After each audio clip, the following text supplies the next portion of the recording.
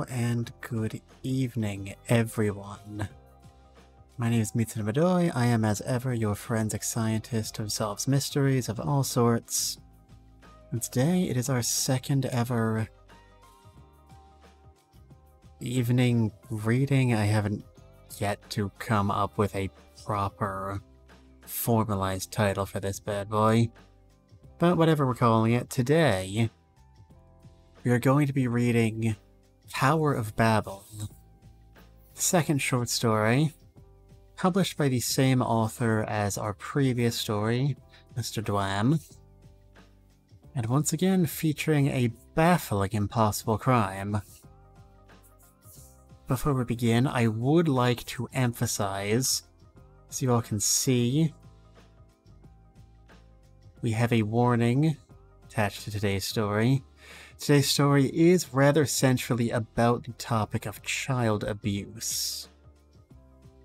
If that is a sensitive topic for you, I do not blame you, and in fact would prefer if you sat this episode out. I will not be bothered. You are not weak. Please take care of yourself. If that is all we have to cover before we begin, I will take this opportunity to begin our reading of Tower of Babel. It's not an official name or anything, Ian explained, likely noticing me marveling at the structure before us. I think the locals came up with it. If you live your whole life in some village in the middle of nowhere and see something as tall as this, you'd probably believe it can reach God. Can it? I smile. He doesn't. It doesn't matter how high if you reach for God's hand. What matters is whether or not you reach his back. And here? This place? I don't think even the devil wants anything to do with it. He slides his hands deeper into his pockets. We've been standing out here for quite a while now. Red ink taints the daylight. We're late. Judging by the other cars, probably the last to arrive. Even so, Ian seems to be in no rush. Maybe he's secretly hoping I'll suggest we turn back. Standing in the shadow of the sinister building, it's definitely still on the table. Building? House? Tower? To me, it looks like a wedding cake. Each circular level is distinct and smaller than the one below it. I'd almost find it amusing if it weren't for the reliefs covering the entirety of the outside walls. They almost seem like a warning, depicting a history that never could be. Monsters devouring human flesh, their joint screams etched into their horrifying expressions. This is a place where monsters dwell, the art tells me. And yet, you were raised here? I ask Ian. He nods. A social worker in their right mind would have looked at this thing and thought it'd make a good foster home, let alone put 4 children in it. But Richter was a powerful man back then. It didn't matter if you were in your right mind. He knew how to distort it. Ian bites his lower lip. I clear my throat. Ian, no. I have to do this. I place my hand on his shoulder. You're not alone. I know, he says. I thought that'd make me feel relieved. Now it's just making me more tense. You don't know what it's like in there. You told me plenty. No. No, I didn't.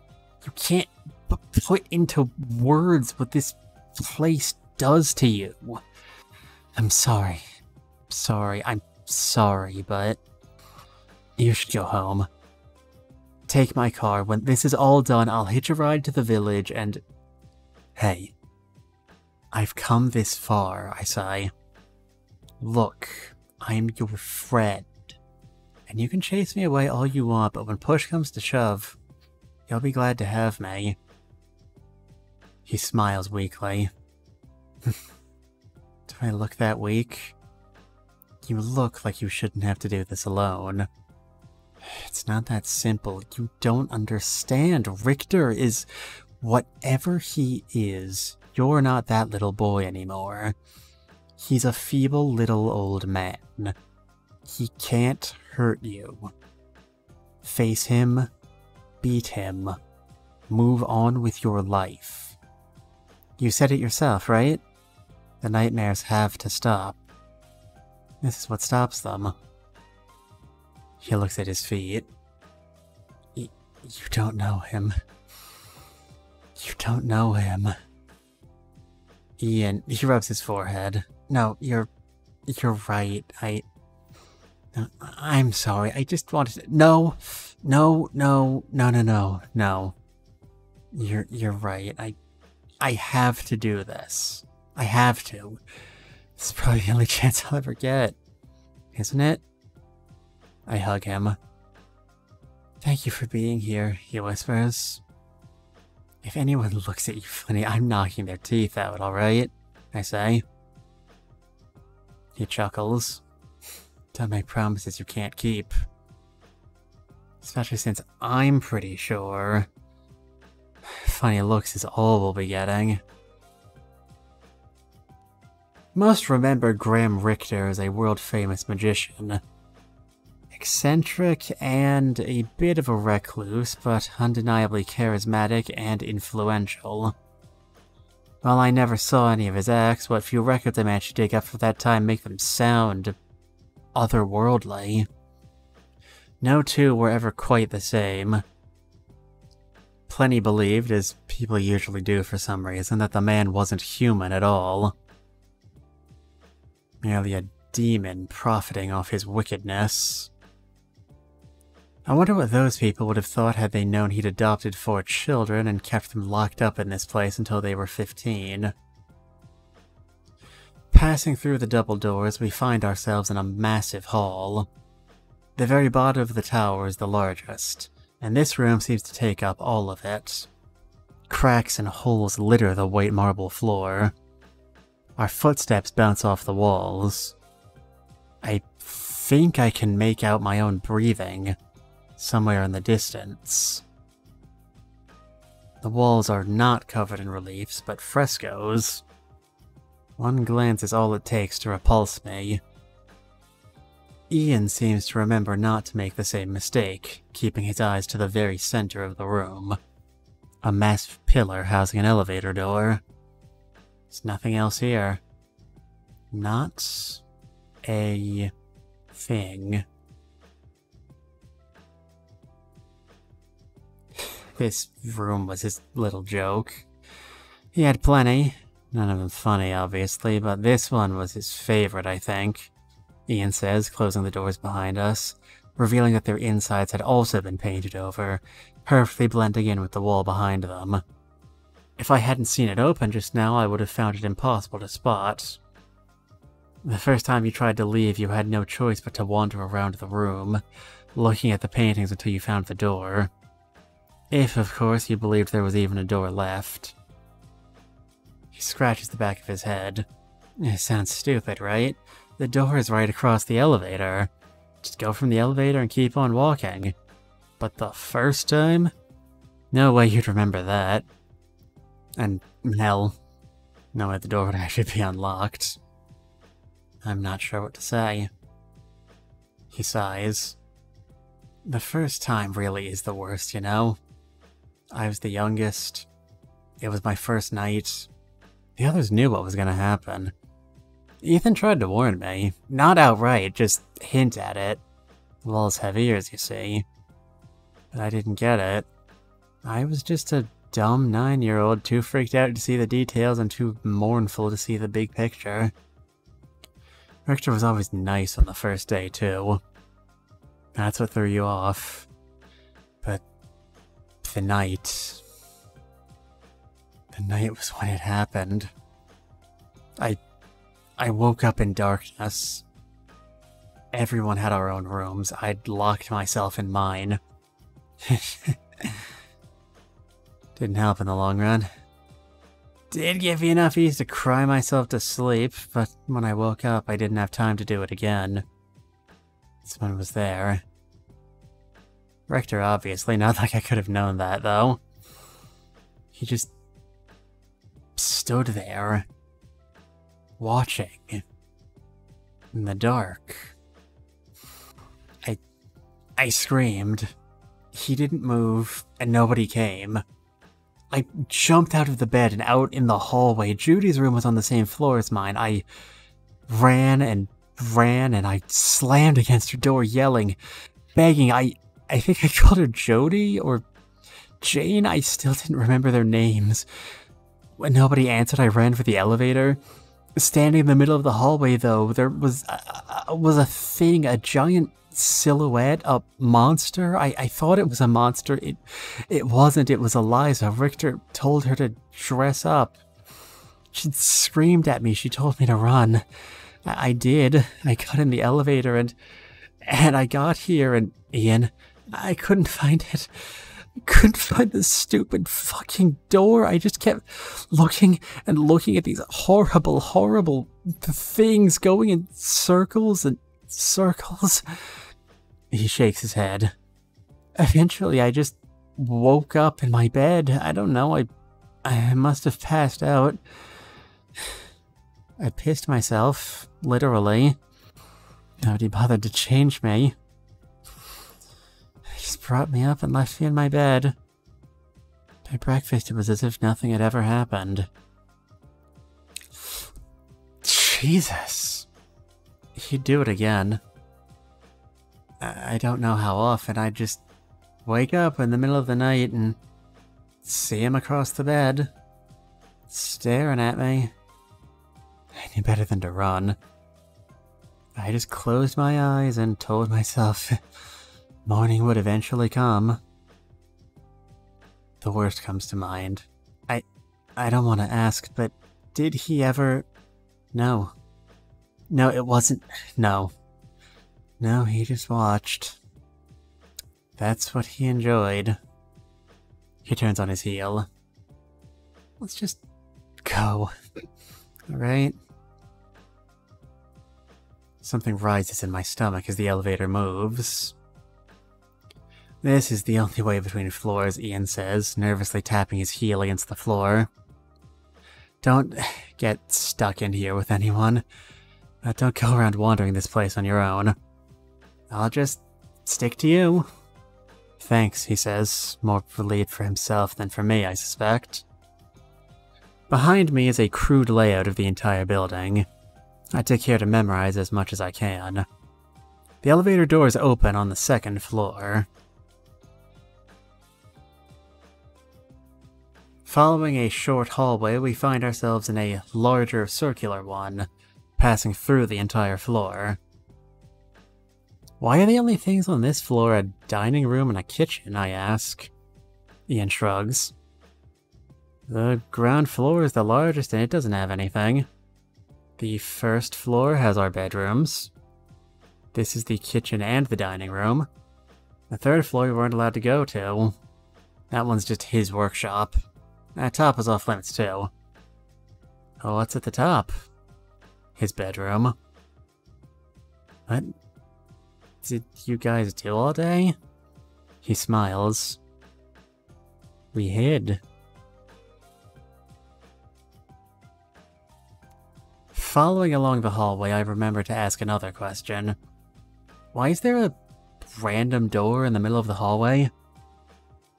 There's one on every floor, I think. At least I know there's also one on the first one. Plans always showed that there's another on the third one. I think Ethan once said it was another trick. You passed by one, you'd wake up lost, in the middle of some forest. You ever try it? This place broke me, but I still understood that going through a door to nowhere would lead you exactly there. For better or for worse, this wasn't nowhere.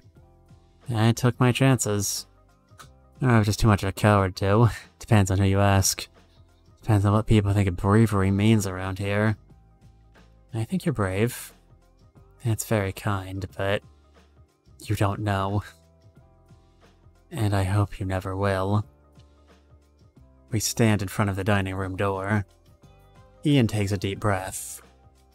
Here's your very last chance to run, he notes. You can do this, I reassure him. Can we go get pancakes after this is all done, he asks. Ah, the pancakes in the world, bud. I think I saw an IHOP on our way here. You know, I read they closed a bunch of those a few months ago. Hard to believe that one still operates here in the middle of...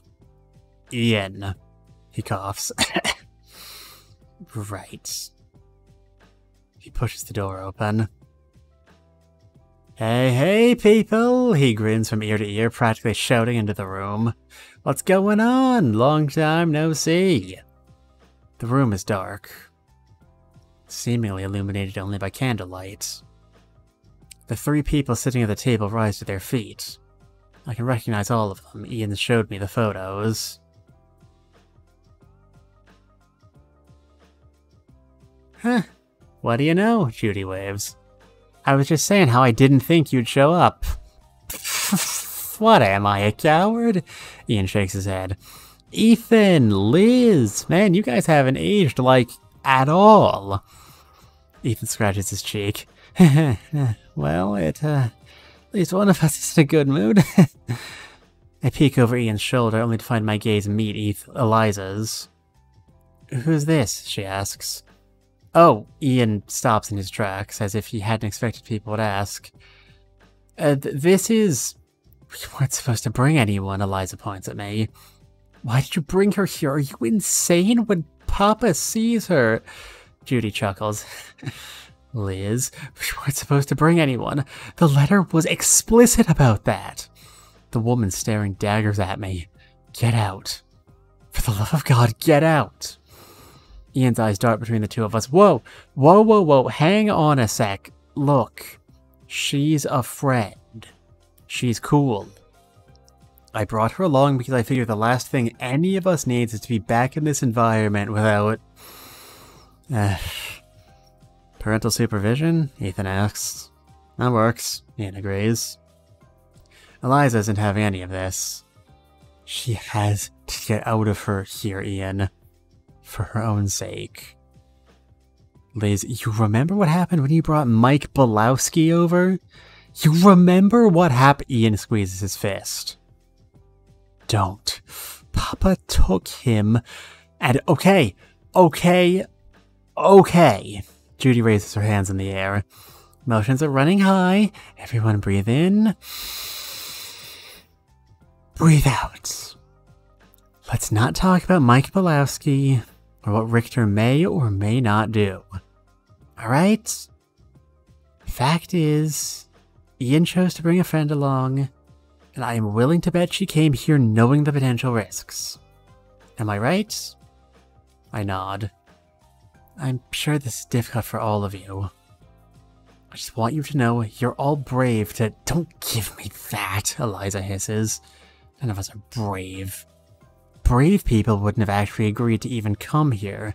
This dungeon. You know there isn't a single window in this entire place, right? You fine with that? Because I'm not. I'm not fine. None of this is fine. We are not fine. We're weak. I'm weak. Judy puts her hand on Eliza's shoulder. The latter shrugs it off. Well, Ethan licks his lips. I'm personally glad to have at least one certified sane person in the group. Papa will hurt her. Eliza won't stop staring at me. No, Ian says. If he so much as looks at her the wrong way, we hurt him. We are not children anymore, for God's sakes. He's got nothing to hold over our heads. It doesn't matter what he wants. It doesn't matter what he has to say. He shows up, we hear him out, and we tell him to fuck off. Do you now? A voice says, yet no mouth that I can actually see moves. We exchange glances before looking to the end of the table, where a silhouette of a large man now sits.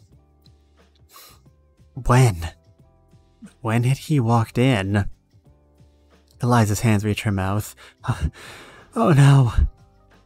Ian's body shakes. The little gasp he tries to stifle causes everyone to notice it. In a millisecond, the mask shatters and he's back to being that little boy again. Ian, I try, but I know he doesn't hear me. Hello, Richter. Judy crosses her arms. The silhouette places their hand on the table, exposing it to the candlelight. Its skin is crusty. The veins stick to it, giving it an almost purple hue. The fingernails are ungroomed, long and yellow and slightly chipped at the tips. I ask you, the man says, that you refer to me with dignity. Have you forgotten the rules, Judy? You are Graham Richter. That's all you'll ever be. Judy smiles, the corners of her mouth twitching. Eliza stares at her sister. She doesn't mean it, Papa. Don't speak for me. Didn't you hear what Ian said? We are not children anymore. Judy. Seemingly losing interest in the sisters, the man tilts his head towards the other end of the table. Ethan, my favorite. How have you been? I've been fine, Ethan stammers. The other man says nothing, merely tapping his index finger against the table. Ethan hangs his head. I've been fine, Papa. Ethan, no. No, Judy exclaims. Good boy. I knew you would understand. A pair of eyes in the darkness now turns its attention to Ian and me. Ian? What did the invitation say about bringing anyone else? Ian's eyes widen, but he says nothing. Everyone else could follow simple instructions. Why couldn't you? You're a university student, aren't you? I figured making it that far required some kind of reading comprehension, didn't it?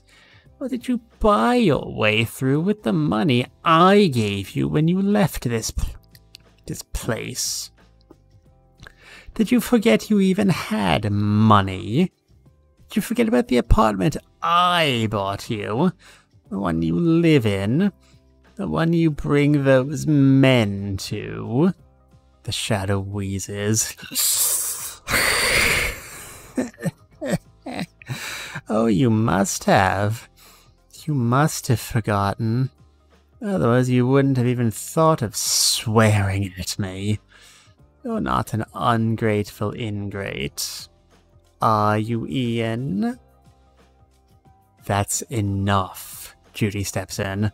Leave him alone. Oh, Judy, you seem quite keen on interrupting me. Why? Are you upset with me? Have I made you angry? I suppose a lot of things make you angry these days, don't they?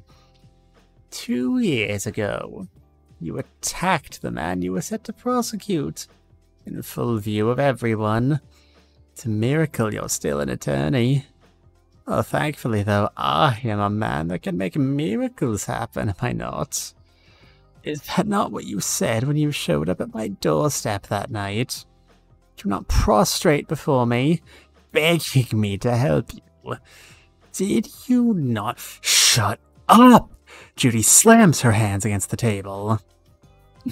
Oh, my dear, I have no interest in embarrassing you, but please do not embarrass me either. We have an agreement on how we should speak to each other. You wanted it 2 years ago. What's changed? Judy grits her teeth. Nothing. Nothing. Nothing what? Nothing... Papa. Pair of eyes turns back to Ian and me. Ian, I will ask you again. What did the invitation say about bringing anyone else here? I'm... Ian gulps. He glances at me. I can't read. You're right, Papa. I'm an idiot. A stupid, forgetful idiot. I'm sorry. I was overcome with a fit of stupidity and Enough of this. I step in front of Ian. These people didn't come here to be mocked and insulted. Ian brought me here. I'm staying. You come near me or him and I fucking kill you. That's what happens. The shadow paused. Pondering? Being actually threatened? No. No, of course not. What do you see in him exactly? Give it some thought. You dated. He ended it. Now he's dragged you out here to what could very well be your tomb. Does he deserve it? Is he worth it? The sad little man trembling behind you.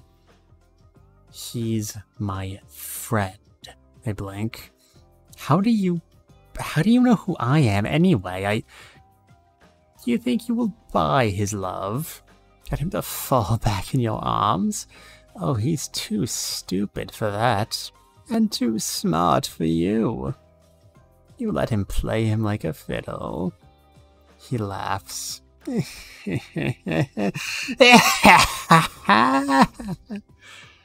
Something funny? I ask. A sane person in the crowd. Oh, my dear. You relinquished that right the moment you agreed to come here.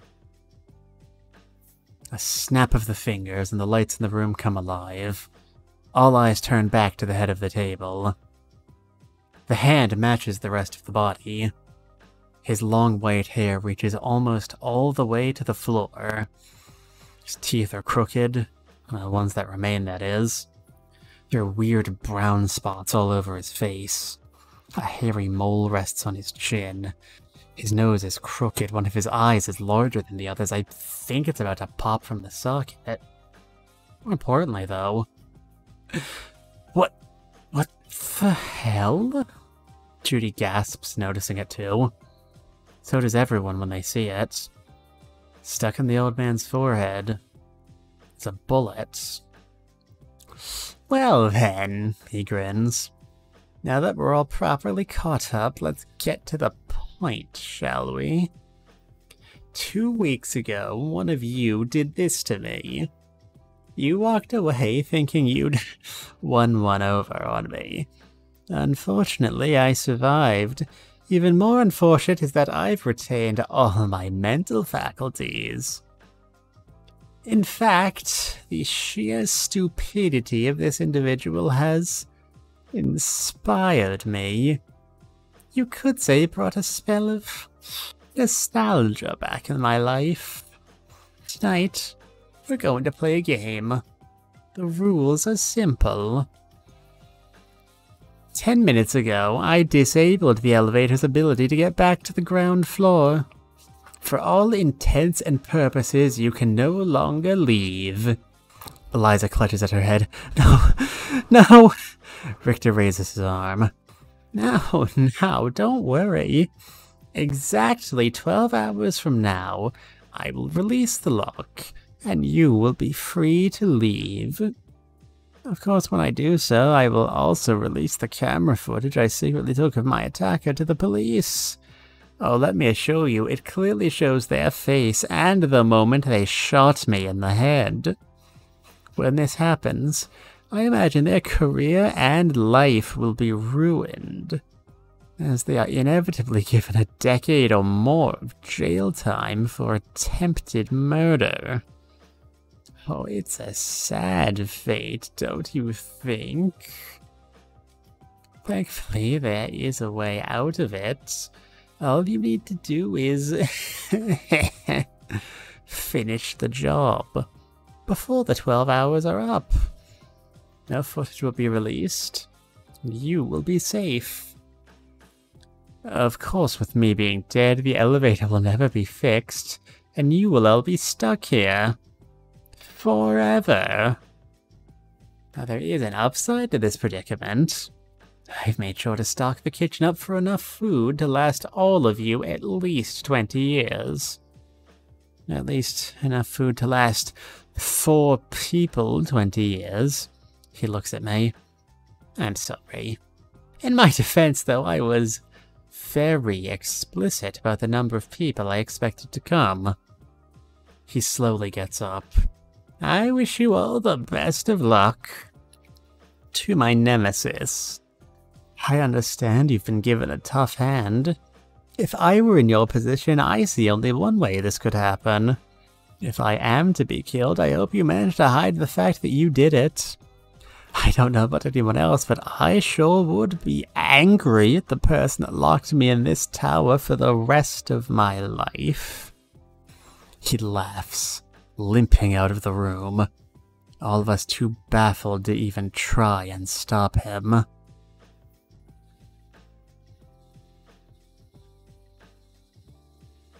We sit around the dining table, each with their own drink of choice in hand. Some have had more than others, but nobody's had only one. Okay, Judy decides to open the discussion. We've got 11 hours left. Let's just get it over with. Who was it? Who shot him? Nobody speaks. She sighs. Look, no matter what my reputation might be, I'm still an attorney. If you get arrested here, you'll end up in the jurisdiction of a judge I happen to know. I'm sure I could convince him to give you the minimum sentence. Nobody speaks. Of course, she continues, I really hope that regardless of the silence, it's abundantly clear to everyone here that Richter must not be killed. His failed murderer included. A decade in jail is nothing compared to an eternity stuck in this place, Ian points out, downing the glass in one go. Besides, did you see him? He wants to be put out of his misery. It's just a trick. Honestly, Ethan chuckles, I am a bit skeptical that any of us shot him to begin with. It's probably just a bluff to turn us against each other and shake in our boots for half a day. Is it? Eliza rubs her temple. Is it really that simple? It doesn't sound like a game Papa would really enjoy. Ian snorts. Are you kidding? He's the same as he'd always been. This? He lives for this shit. He's probably watching some secret feed of this conversation and laughing it up. Eliza closes her eyes. A game with no stakes is barely even a game. Ethan shrugs. Maybe he's too tired to come up with anything more elaborate? I mean, shooter or no, I'm pretty sure that bullet in his skull's real enough. Eliza shakes her head, but offers no rebuttal. Judy crosses her arms. There's also another option. One of us really might have shot him, but there's a chance the part about a recording of it existing was a bluff. Explains why nobody's speaking up, I guess, if the shooter's thinking along those lines, I say. Judy nods. And another reason why it's way smarter for the shooter to just stay put if they exist. We'll get through this. All we have to do is not be rash. Don't let him get to you. Don't let him egg you on, alright? The only way to win is not to play. Everyone raises their glasses in agreement. We're not supposed to be here, Ian murmurs. Not yet, he doesn't. If he's got a monster roaming around here, we kill it. Simple as that. Ian groans. This isn't a joke. In spite of his fear, the two of us walk along the 3rd floor hallway. I realize the elevator maps I've been referencing are disorienting in their own right. The elevator itself obviously doesn't rotate, but the hallway is always positioned facing a different way. Weird. But as far as I can see, they seem to be accurate enough so far. Hopefully nobody asks which direction is north, though. The hallway itself perfectly matches the floors I've seen up to this point. White marble floors with disturbing frescoes covering the walls. Doors are clearly visible, thankfully. It seems to have been solely a feature of the ground floor. Like the 2 floors below, it also features a door to nowhere placed seemingly randomly. Try as I might, it doesn't seem to open, causing us to go back to the closer of the 2 entrances in the magician's workshop. We are definitely not supposed to be here, Ian whispers as I kick the door open. Or do that? What the hell? You almost knocked it off its hinges. He can sue me, I shrug. He will, dumbass! Ian goes quiet. I'm at a loss for words myself, frankly. We move no further than the doorway. The room's floor, walls, and ceiling are covered in drawings. Scribbles, really. 4 scenes, always repeating. 4 rooms, to be exact. The object of interest is always the same. A bed in a corner, and a child sleeping in it. He was drawing us, Ian realizes. That's what he was doing back then. Some drawings have the view further from the bed. Others are so intimate the only thing they feature is a sleeping face. Not a single sign of magician props. Not a box to be sawn through, or a water cage, or even a pair of fucking handcuffs. Just drawings of kids in their beds. Oh god, Ian spots something. What, I ask. He shakes his head as if only now remembering I'm here. No, nothing, he coughs. I just... It's too late, though. I look in the direction he was too slow to look away from. A drawing of 2 boys, sleeping together in the same bed. One of the boys doesn't seem to be featured in any of the other drawings. Is that Mike Belowski? I ask. Ian steps out of the room, his breathing deep. It was supposed to be a sleepover. I thought it'd be fine. He said it'd be fine. Tears well in his eyes. I thought that if it was someone on the outside, he wouldn't risk it. That he didn't want people to talk. I thought it'd be fine, but when I woke up... I grab him before his knees buckle. Why can't he just die? He asks me. Why did he get to live for this long? I'm so sorry, Ian. I didn't do anything to anyone. I was just a fucking kid. I hold him tighter. You all were, Ian. You all were. As the elevator comes to a halt, the rising feeling in my stomach I keep having settles yet again. It doesn't make me feel any less sick. Richter's floor is different, if only aesthetically. No frescoes. The floor tiles are black. I don't know what it is. Could be marble? It looks smooth, whatever it is. No doors to nowhere either.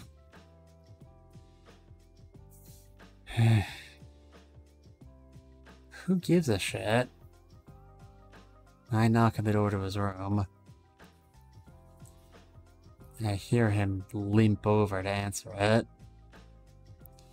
When I'm certain he's close, I repeat my stunt from earlier, kicking the door open. I feel it hit him. I hear the thud as he hits the floor. The door swings slightly back and forth, still on its hinges. These are, I guess, some quality doors. I push the door fully open.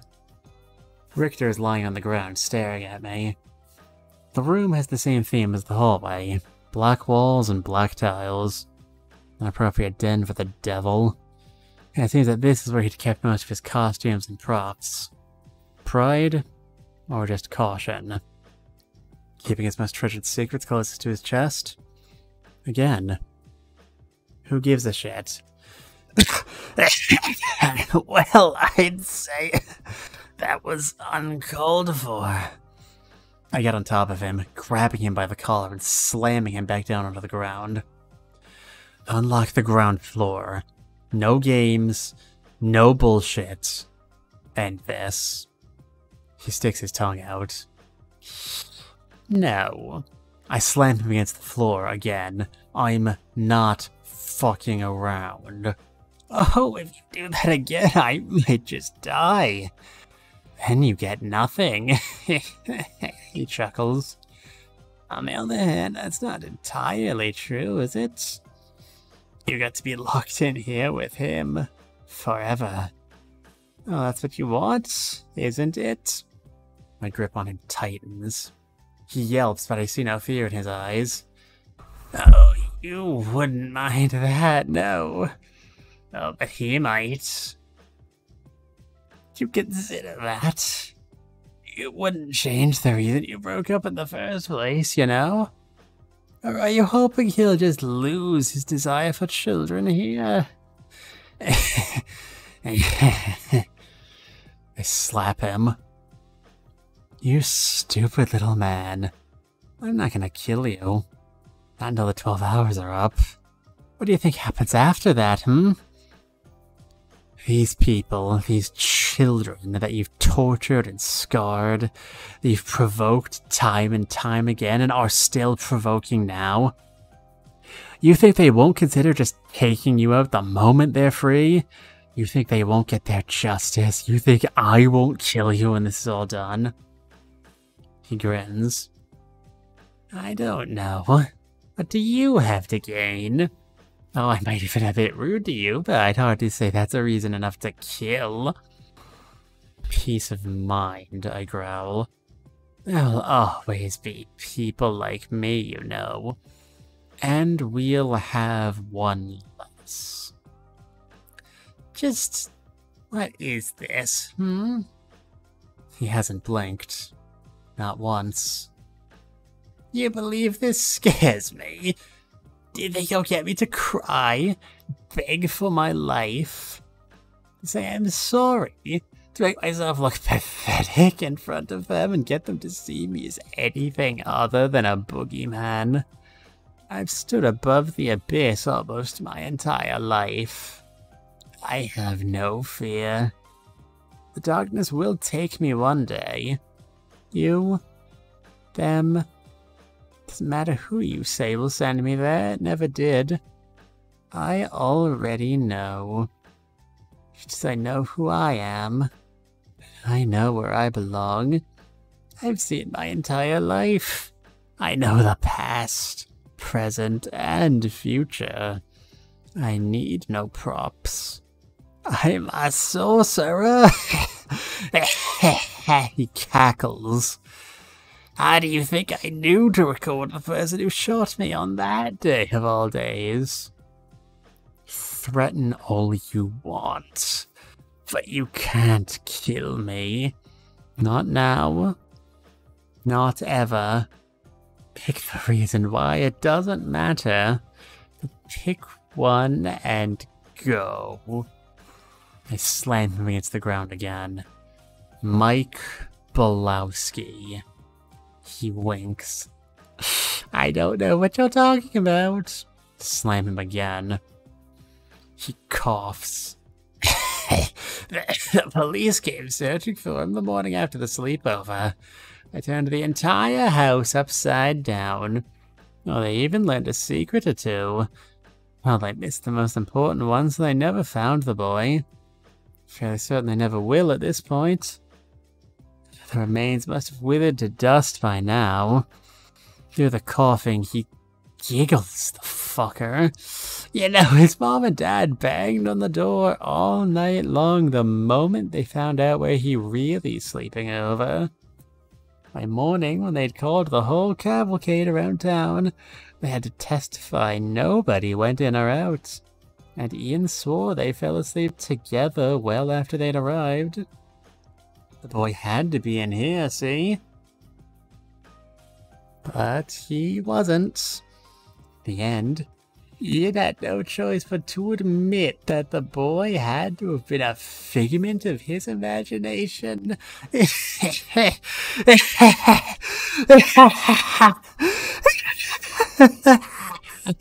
scream in his ear. Oh, he always was a dreamer, that one. He stares at me. Not me all, though. Some dream about being magicians. Some dream about being something within me wails, ordering me not to finish that sentence. I catch it in his eyes. He knows how to hurt me. He knows. It's like my soul is laid bare just for him. I feel disgusted. Violated. Even though I'm the stronger one, even though I'm supposed to be the one in control. Enough, I say. Oh, no, I apologize. He inhales deeply, undeniably satisfied. He'd managed to say it without even saying it, and it hurts. I think this is just about the damage I think my floor can take. We should stop here, for both our sakes. My grip tightens, then loosens. There's no point to this. I get up, slamming the door behind me.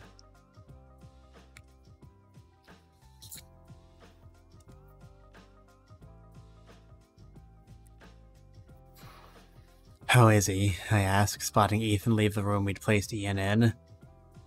Still a bit out of it, but he should be fine. I think. I hope. He sighs. You should have taken him up there. Did you know? Did you know what was there?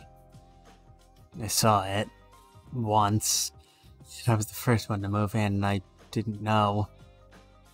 You're a kid, it doesn't matter what anyone else says. Off-limits floors? Who cares? You want to explore. And when I got there, I was surprised to see the least. Who wouldn't be? Seeing drawings of myself sleeping, how could it not fuck me up? He loosens his tie. After that, he started showing his hand more brazenly. And I made it easy for him, I guess. Maybe that's when he realized he was enjoying toying with us? I don't know. I don't want to know. What do you think the drawings were for? He shrugs. I always thought he wanted to capture us at our weakest. Our most defenseless, but I don't like thinking about the why. You always end up coming short for anything that makes sense. And that leaves you depressed, thinking someone who does evil for the sake of evil could exist. Whether or not you want to think about it, it doesn't change that that's what he is, he gulps. I know. I look around me. The first floor is where all the bedrooms are sounds Richters, just as Ian had told me.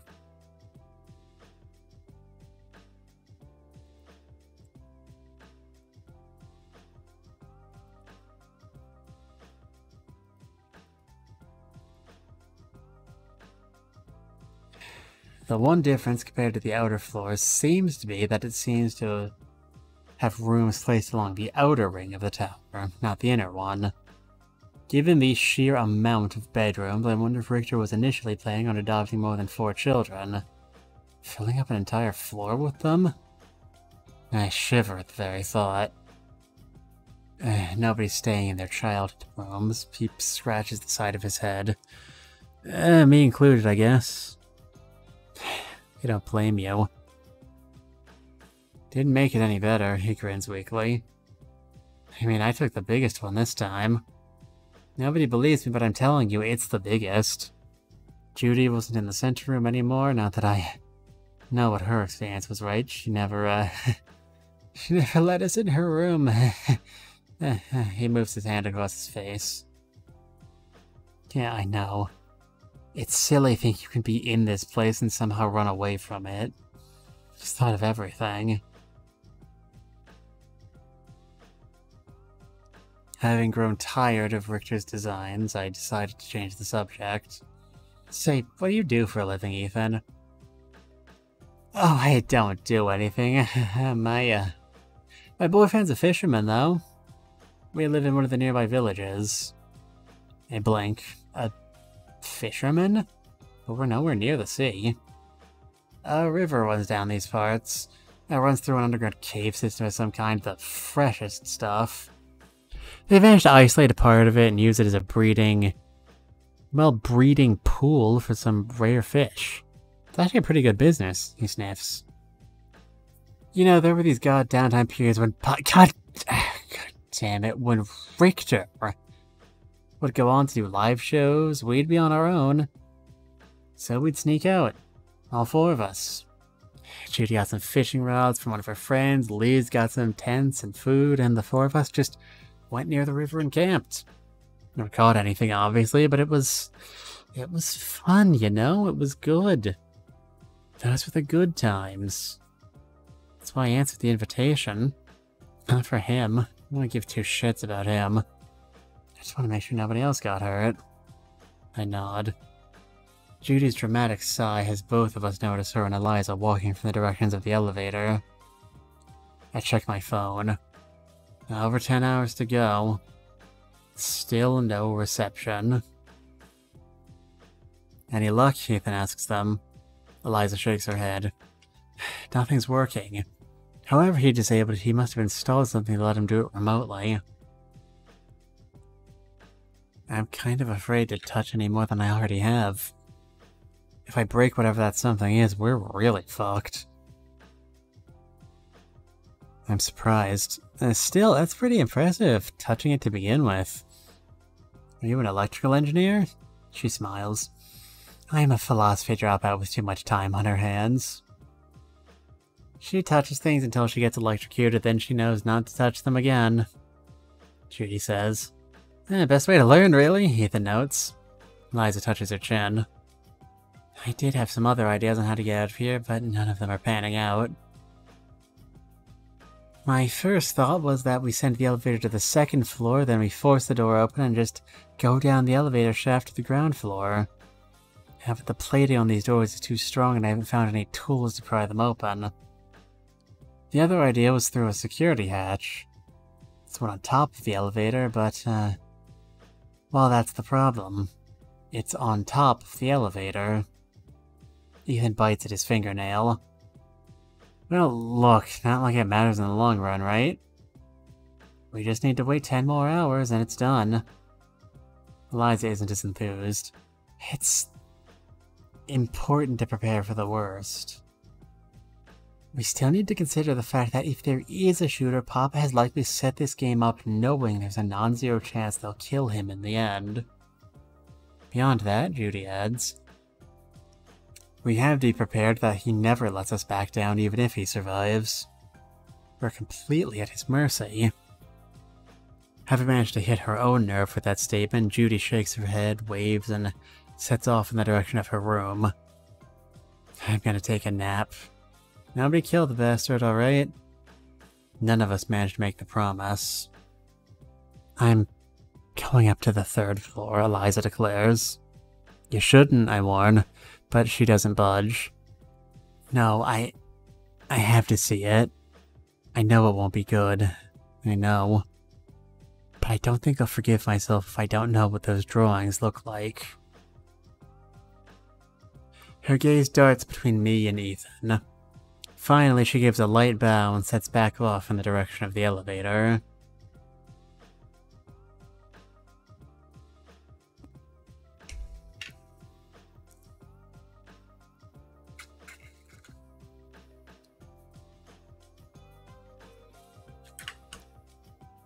It happens just half an hour later.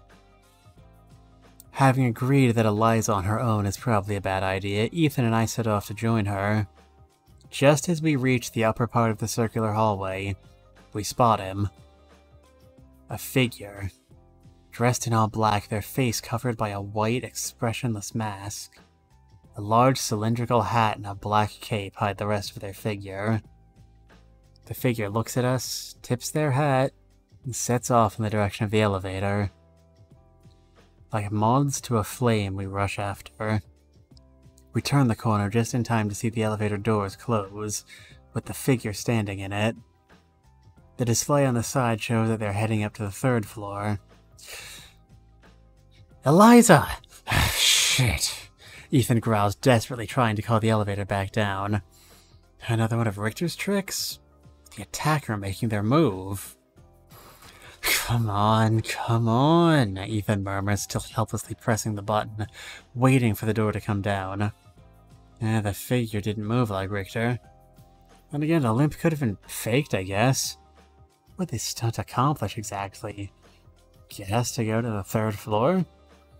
Seems like there's less grandiose ways to go about that. And again, look where I am, for fuck's sake. We have to be careful, I know, when we finally move up. Ethan nods, visibly upset. 3rd floor. The door's open. Stay here, I tell him. Just in case. He blinks. Just in case... what? Just in case he goes and dumps a hand grenade in the elevator. I don't know, just in case, alright? Ethan groans, but neither moves nor protests.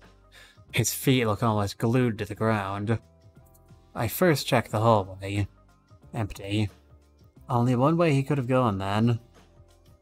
I burst into the room with the drawings, only to find Eliza on her knees, prying amidst a sea of now tattered scraps of paper. One glance at me and she wails even harder. Eliza! I reach out to her. Are you alright? She slaps my hand away. Leave me alone. Leave me alone. Eliza, this is important. Did anyone come through here? She sniffs. What? I don't care. Just leave me alone. Was anyone here just now? No! No, what the hell do you want? I told you to leave me alone. She gasps, bites her lower lip, and finally, through sobs and tears, exhales, attempting to regain some of her composure. I'm sorry. I'm sorry. What's wrong? No, I'm sorry. I realize I shouldn't have... She gets on her feet, wiping her face against her sleeves. What's wrong? I explain the situation on the way back to the elevator. Ethan's exactly where I left him, biting at his thumb. You find him? He asks. I shake my head. No, Liza's the only one here, and she says she didn't see anyone. Anyone pass by you? He snorts. Yeah, sure, I just let him through. Wouldn't surprise me, honestly. He sighs. Well, look, he couldn't have just disappeared. Liza rubs her eye. Why not?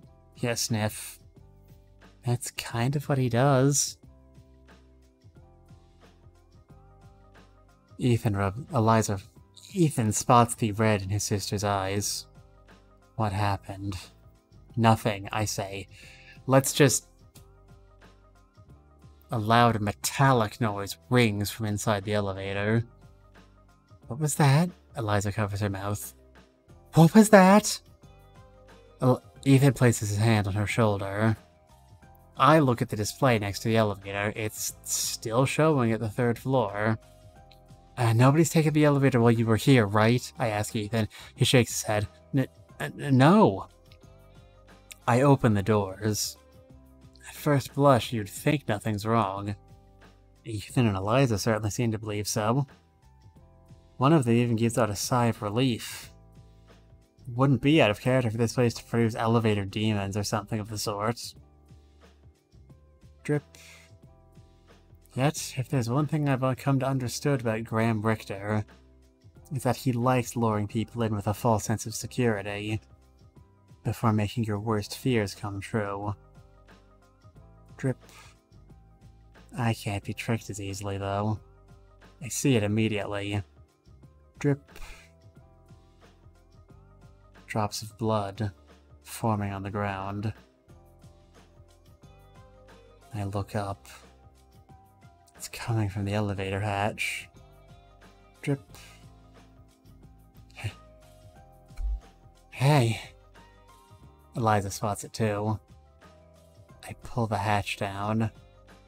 And down it goes. Ethan screams. Eliza screams. Frankly, so do I. Standing at our feet, crumpled in the elevator, now lies the butchered and broken body of Graham Richter, the demon magician himself.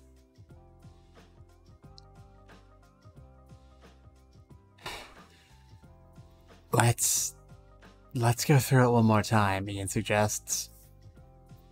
After calming ourselves, we took the elevator back down to alert Ian and Judy, both of whom had seemingly been in their rooms the entire time. Although none of us were trained professionals, an examination of Richter's body quickly proved that the question wasn't so much what killed him as much as what wasn't. His limbs were broken as if he'd been hit by a truck. His throat slit, a letter opener stuck out of his chest. The bullet to his forehead got a matching companion a few inches to the left. This isn't murder. It's defilement. And that much is clear to everyone as we sit around the dining room table. Judy crosses her arms. I don't know if there's much left to talk about. You two, she nods mine Ethan's way, saw the killer who took the elevator up to the 3rd floor. Obviously, when he never actually got off, he got up through the hatch and climbed the elevator shaft up to the 4th floor. While the 3 of you were still trying to figure out what happened, the killer got Richter, killed him, and dropped him down the shaft. That's what you heard. I thought the elevator doors couldn't be pried open, I pointed out. When he climbed the shaft, how did the killer open the elevator doors to get onto the top floor? Eliza chimes in. Actually, there's a button on every floor. It lets you open and close the elevator doors on that floor from the shaft side. No prying necessary. If we could just figure out how to climb the shaft down to the ground floor, escape would be easy, Judy clicks her tongue. Assuming those buttons would work on the ground floor, Ian sighs. Let's put the thoughts of escape aside. Aside? Are you crazy? Ethan just barely stops himself from laughing. He's dead. He's dead and we're stuck here. Thinking about escaping should be our first priority. Judy shakes her head. When there's a murderer roaming around. Ethan shakes his head. I'm not gonna judge whoever did it. Let's face it, we all had... No, you idiot. Think about it. Judy slams her hand against the table. When the killer dropped the body, he was still on the 4th floor, right? The 3 of you went down to the 1st floor, Eliza stayed by the body while the other 2 went to get Ian and me.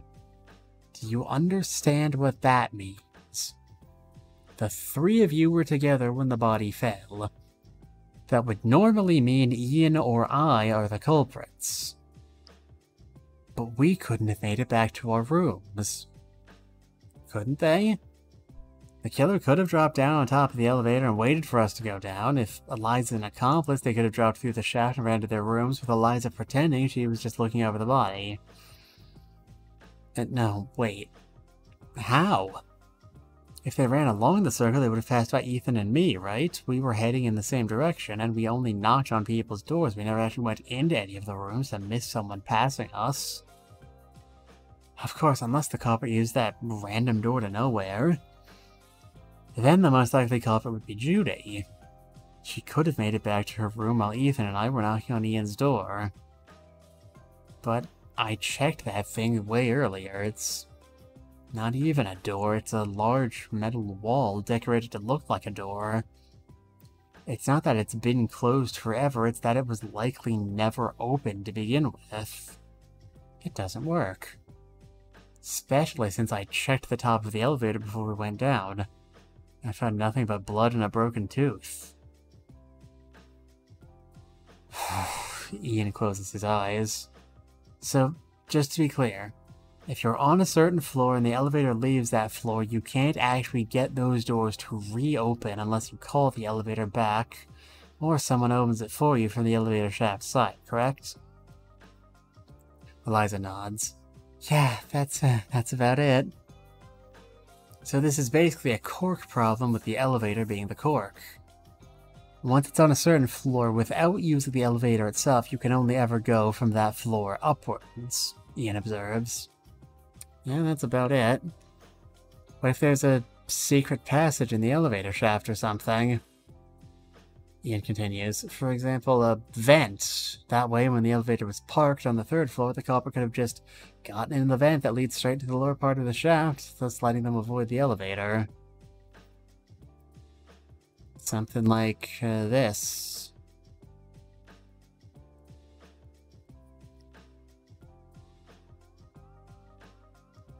Eliza gave it some thought. No, I don't think you'd have any use for those installing any there. Especially given how narrow the elevator itself is. Ian agrees. I wasn't gonna put too much stock in it anyway. What are you doing, man? Ethan sighs. It almost sounds as if you want to throw shade your way. I'm just trying to think of all the options, Ian says simply. If... when the police eventually get here, it'll be good to have things as open-ended as possible.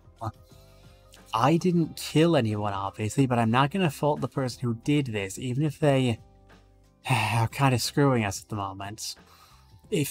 When the investigation is opened, all anyone will be interested in will be finding the culprit. Between the theory of an intruder and a vengeful child, I'm personally much more inclined to the latter, right?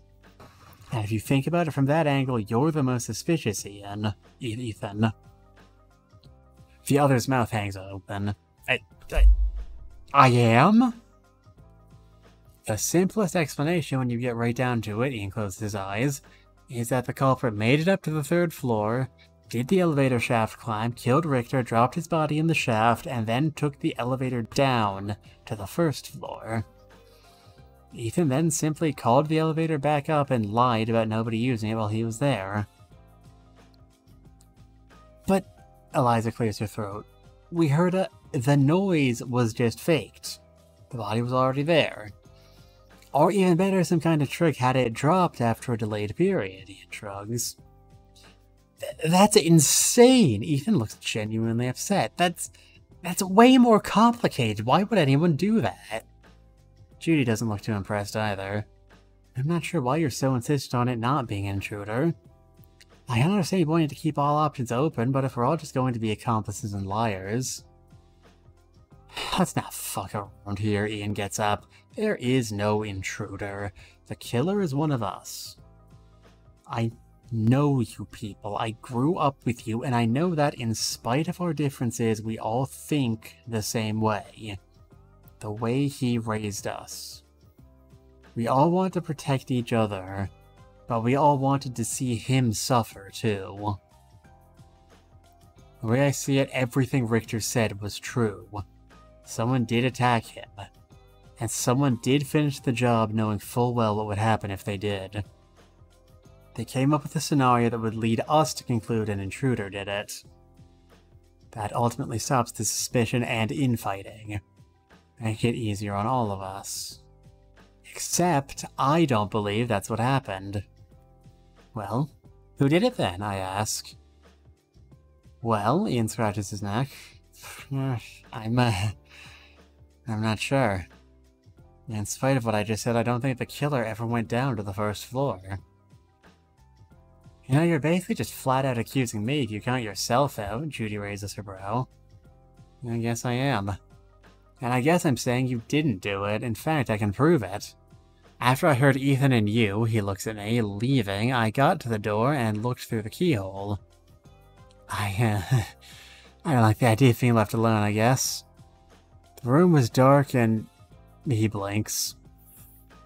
Anyway, I can safely tell you nobody went down that hallway until the two of you came back to tell me about the body. Not to or back from the elevator. The only way Judy could have done it then is if she'd gone through the door to nowhere, and I took a look at it before we left on both sides. There's no way that thing is an actual door. Looks like we had a similar train of thought. That's assuming you're the one telling the truth, Eliza points out. If you're the killer, then your own theory still works against you. Hello? Ethan raised his hand. Anyone gonna give you a chance to reiterate? Nobody used the fucking elevator when we got up there? Relax, both of you. Judy leans back in her seat. If we lose our heads now, our eternal coexistence is unlikely to be a pleasant one. Listen, Ian couldn't have done this either. I was actually doing something similar as him. I didn't peek through the keyhole. I kept my door ajar. That gave me a pretty good view down the hallway. I could see Ian's door. I can promise you, it never opened. Not once. The moment I saw Ethan and her, she glances my way, come running, I shut the door. He never left. He can't be the culprit. End of. So the two people on the first floor clear each other? I guess it's convenient. There's always a chance they're both lying to cover for each other. But at that point I'm adding a third person to the mix. Why not just claim all four of them are in it together? If that's the case, what's the point of even thinking about it? What's the point of even talking about this the way they are? For my sake? To trick me? No. No, I don't think Ian would hide something like that. Especially given what's at stake. Yeah, I guess that still leaves Ethan himself, Ian points out. While the other two were in the room with the drawings, he could have taken the elevator up himself, done the murder, and stuffed the body up. Ethan's head falls on the table. Ugh, give me a break, dude. I don't think he could have done it in such a short amount of time, I admit. And besides, he was with me when we saw the masked figure. That could have been Liz, Judy chuckles. She's the one Richter always got to dress up. Hey! The accused protests. Even if it was meant as a joke. I don't think it could have been her, I say.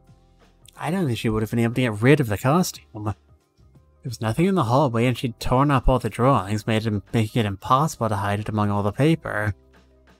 You can't hide a cape and the top hat under your clothes either, so the only options would have been on top of the elevator.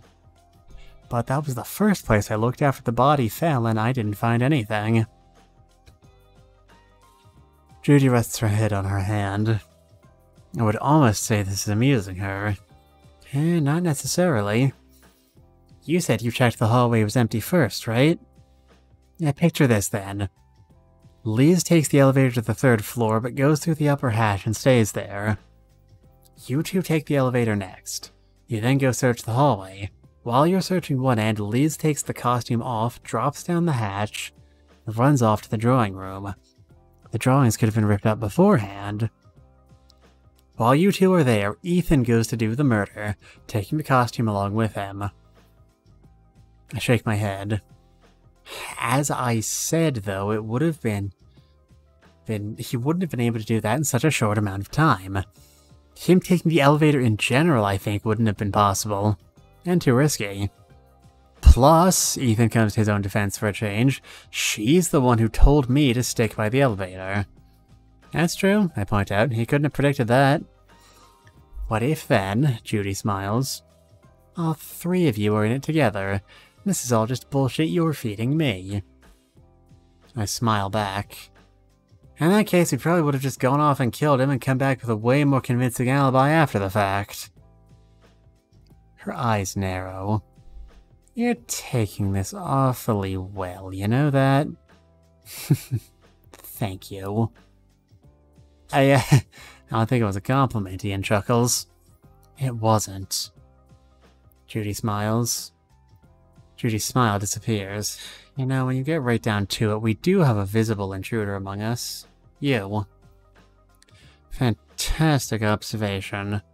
Or is it an insinuation? I tilt my head. Either way, if you have a way in which I could have killed your evil stepdad, I'm all ears. She says nothing. Ultimately, her silence overtakes us all. And we simply leave the room, bringing the meeting to a close.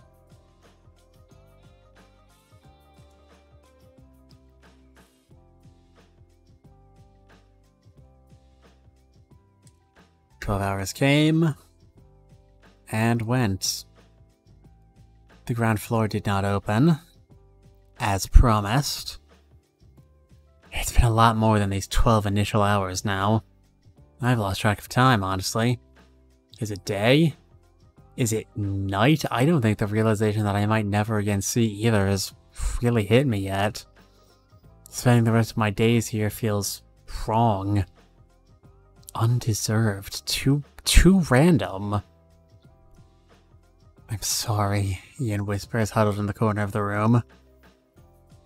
I think that's about the end of apologies I can handle, I say. It wasn't your fault. I had no right to do this to you. Enough already. I close my eyes. I've made my decisions. We've been over this. You've always been good to me, and all I've ever done is mistreat you. He isn't wrong, but watching Ian's self-pity doesn't make an ideal lifetime. Then treat me better, all there is to it. I shouldn't have gotten upset. He buries his head in his hands. For God's sake, it's not like it's your fault. Body is what it is. I don't know.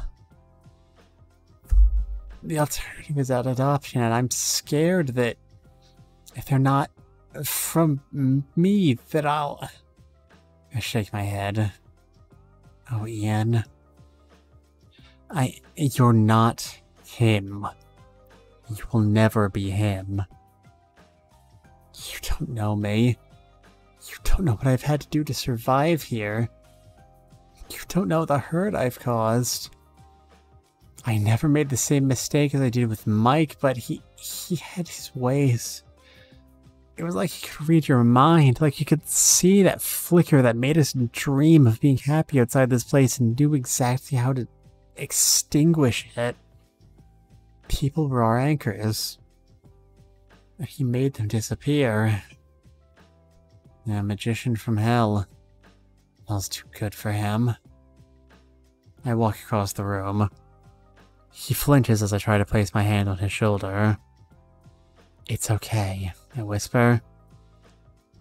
Please don't, he says. I blink. What? We can't. I'm sorry for what I've said, but we can't. We don't work. Not here. Not now. And since we're stuck in the here and now, not ever, I guess. I roll my eyes. Come on, don't say that. I feel sick every time I walk one of these hallways. Those paintings always make me dizzy, and now they're all I had to look forward to. Makes me even sicker. I feel sick even when I look at you. I shouldn't, but I do. And I don't think I can change that. Ian, it's not your fault. Just listen to me. Don't make this any more difficult than it needs to be. I stare at him. Look. Just give it time. We'll figure something out. He shakes his head. I'm sorry. You don't understand what I'm trying to tell you. I furrow my brow. No? I don't think I do. This place has always been a part of me. I'm always roaming its halls. I'm taken aback. You've always been disgusted by me? It hits him like a thunderbolt. No, not with you. I know that's not what I'm saying. And get to the point, Ian. I squeeze my fist. What the hell am I here for, then? How was I ever worth for you beyond being there when you needed me? Was I just a sidekick? Someone to help cheer you up? Do you even care what happened to me? Am I just a hunk of meat? I kept telling you to leave. I lose my composure. Knowing what I know now, I don't see how you could have even invited me in good conscience. He clears his throat, rising to his feet. I am sorry. What good does it fucking do me now, Ian? My voice is strained. What good are your apologies when I'm going to die here? I'm sorry. Fuck you. You're not him, but that's not a high bar to cross. You never liked me to begin with, did you? Child thing was just an excuse. You think it wasn't, you're just lying to yourself, I say. You just got bored and weren't man enough to admit it. Kept me on your hook, feeding me bullshit about a love that couldn't be due to circumstances out of our control. Whoa, wait a minute, I didn't keep you on the hook. I made it very clear, screw you. You said you were fine with just being... You can't be that stupid, I laugh. You can't be. I turn on my heel, dashing out into the hallway. Wait, he shouts. But he doesn't run after me. Coward that he's always been. It's hit me now.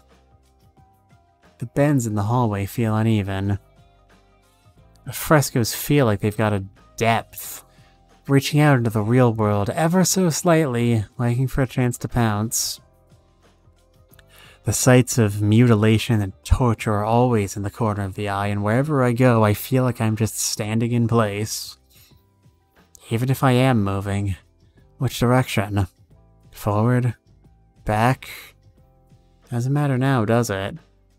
I am in the tower. From now to forever. I collapse to my knees. No, I can't possibly let myself think that. It's only been a few hours. Someone must come by here. Someone must come by here in the middle of nowhere to a house occupied by a man with a reputation for torturing his and others' children. A man with a building so ominous that even angels would shudder at the sight of it. Someone. Oh, God. Oh, God, I'm really going to die in here. I can't, though. I can't. I have a paper to hand in, and then there's this Mom's birthday to coming up. I've got her this little figurine. The seller said it was rare. I mean, I don't even know if it's type she collects, but I got it right last time, and she likes it, and I'm crying. Stop crying. Stop it. I don't want to die here. My mouth moves on its own. Shut up. You're better than this. I don't want to die here. I protest nevertheless. Nobody will ever know what happened to me. I didn't tell everyone, because Ian asked me not to. Ian. Why did I ever listen to him? Why am I going to have to die for him? That bastard. That fucker, I'll kill him. No, okay, no. I won't. I won't. I sniff. The tears won't stop. I look around me. Not even sure where I am anymore. Is this a dream? When do I wake up?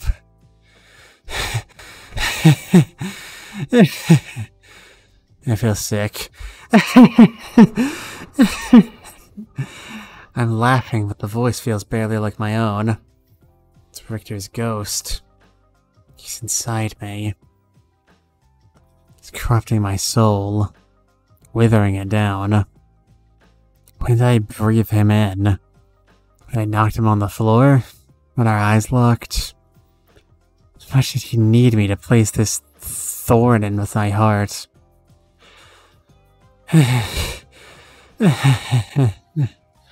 Please stop. Please leave me alone. I'm sorry. I'm sorry for ever coming here. I'm sorry. I weep. It's okay. A hand reaches out. Barely tell who it is through my own miserable sobs and muddled vision. They wrap their arms around me. Their scent is familiar, but it's a comfort I can't afford to refuse. And I clutch at it tightly, hoping that they'll never let me go.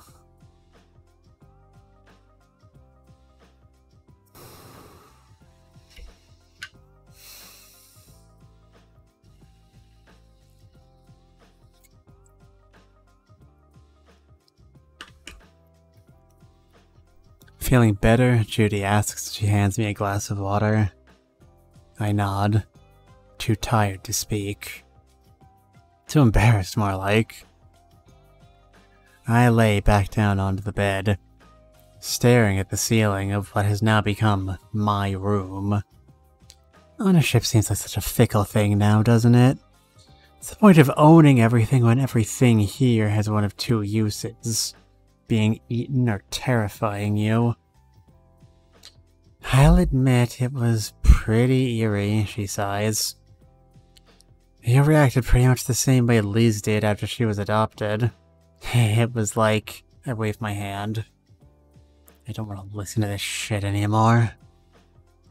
She sits in the chair next to me, stroking my hair. You're right. I guess most of the stories are starting to sound the same at this point. Why did he do all this? I ask, sleepy as I feel. I don't understand. Why would anyone do this? What's the point of torturing you for? She moves her thumb across my forehead. In the Bible, people built the Tower of Babel to reach God.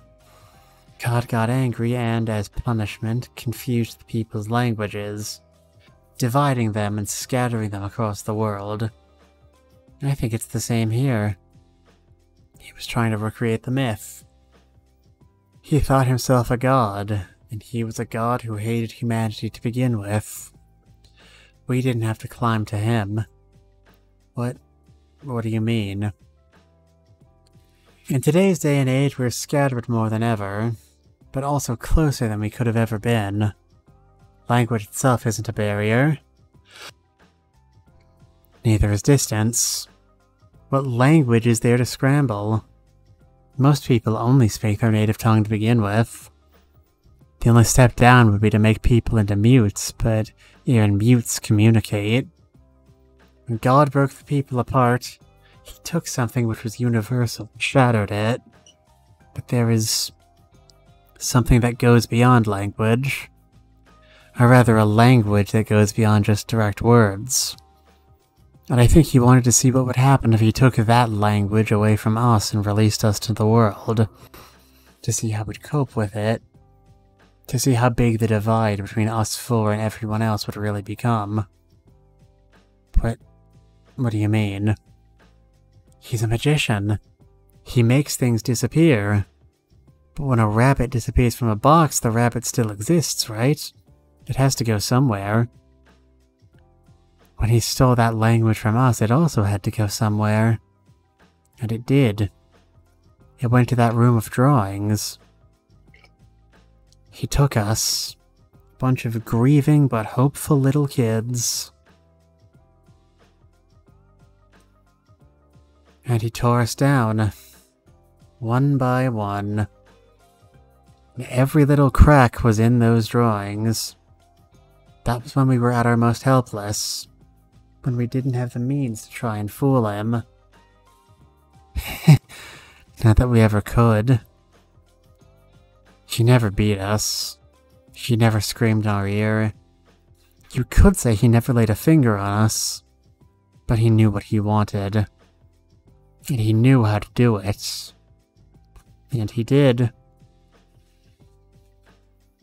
He scrambled the language of love right out of us. I reach for her hand. I don't think that's true. It's cold. Ian will never love you. He can't. She says simply. Neither can I. Or Ethan. Or Liz. We feel things, sure, but not for you. Not for each other. We're not sociopaths. We're still more than capable of hating what we are.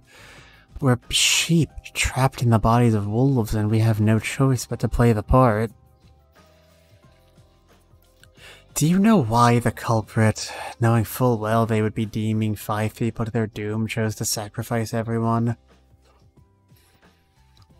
It's not out of selfishness. I don't think so, at least. It was probably because they felt deep down their siblings would understand. And we do. I do. Our bodies might have left this house decades ago, but our souls never left. They're in those drawings. They always will be. Every little piece. And they're a reminder. There's nothing for us out there. I know probably Liz thinks tearing the drawings up will free us out there. Or like they're caged or something. If anything, it'll make her doubt that side of her was ever there to begin with. What about me then? I ask. What was there consideration for me? She sighs. Honey, what about you? You weren't supposed to be here in the first place.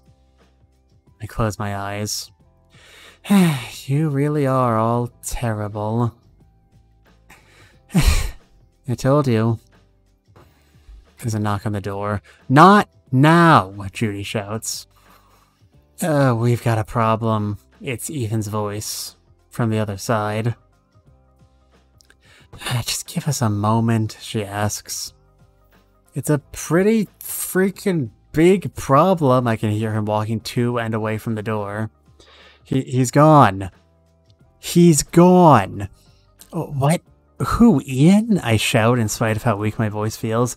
It's Richter, Ethan lashes out in unmistakable annoyance. The body. The body's fucking gone. All 5 of us stare now at the bloodstain which Graham Richter's body should have been lying in. Ethan is trying to comfort a whimpering Eliza. He's alive! He's alive! She shrieks. I knew it! I knew it was a trick! I knew it! Stop, Judy hisses. He was dead. We all saw the wounds. No prosthetics or makeup can hide that, she just sighs. She sighs by the seashore. Just take a deep breath. The body's gone, yes, but that doesn't mean the worst is going on here. Eliza's undeterred. The body wasn't him. It wasn't him. He's still on the top floor. He's mocking us. It's all just a game. If Richter isn't dead, Ian cranes his neck. Why are we still stuck here? Way back, but before all this, we thought the game could have been just a giant bluff on Richter's part. What if it's the exact opposite? What if it was a setup, I suggest, now desperately trying to pull my mind from the abyss's edge? If he really is behind this, then that whole story about an attacker could have been fake. He was actually intending to cheat, both surviving and trapping us all here to begin with, all while making us think one of us is to blame. Judy bites her lip. I'm not sure I want to believe that. What we want doesn't matter. We're not like this place has been indulging us so far, I say.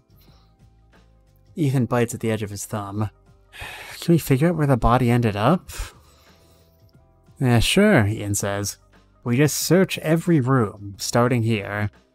I object, Judy says. Her brother grimaces. Figured you would. It's about privacy. All it comes down to. Besides, what would any of us do by hiding a corpse in our own room? She shakes her head. It's already started to stink. In an hour or two, it'll be flat out decomposing. If it's really on this floor, we'll start feeling the stench. Until then, I'm not willing to let you in. Sorry. Ian cocks his head.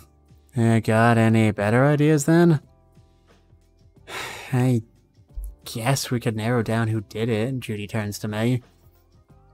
When I found you, we passed by the elevator, I remember the body still being there. Did you see it? I shrug. I wasn't paying that much attention. Sorry, but I'm willing to take your word for it. After that, we went straight to her room. She nods in my direction. And we were there until Ethan showed up. That had to have been around 20 minutes. Where was everyone at that time?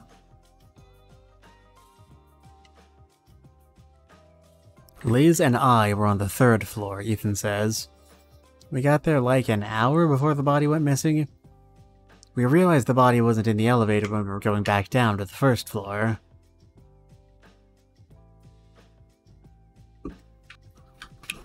Why did we even leave it in there? Judy rubs her temple. Liz, can you confirm that? Liza nods. Judy turns to Ian. I guess that leaves you the odd man out here. He doesn't seem as phased as I would have expected him to be, given the condition he was in when we parted ways earlier. He merely sighs and glances over in my direction. I was in my room, for the record. Doesn't change much, sure, I lose an alibi, but only if we assume Judy's actually telling the truth about the body still being there when those two met up. Her eyes meet.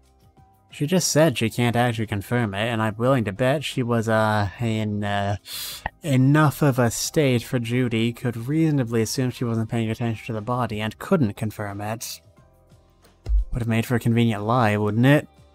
Establish a timeline where Judy gets cleared. Judy taps her chin, offering no response. Of course, Ian continues, that's assuming the two aren't working together to begin with. I can think of at least one person here who definitely has a reason to hate me now, eh? I offer no comment.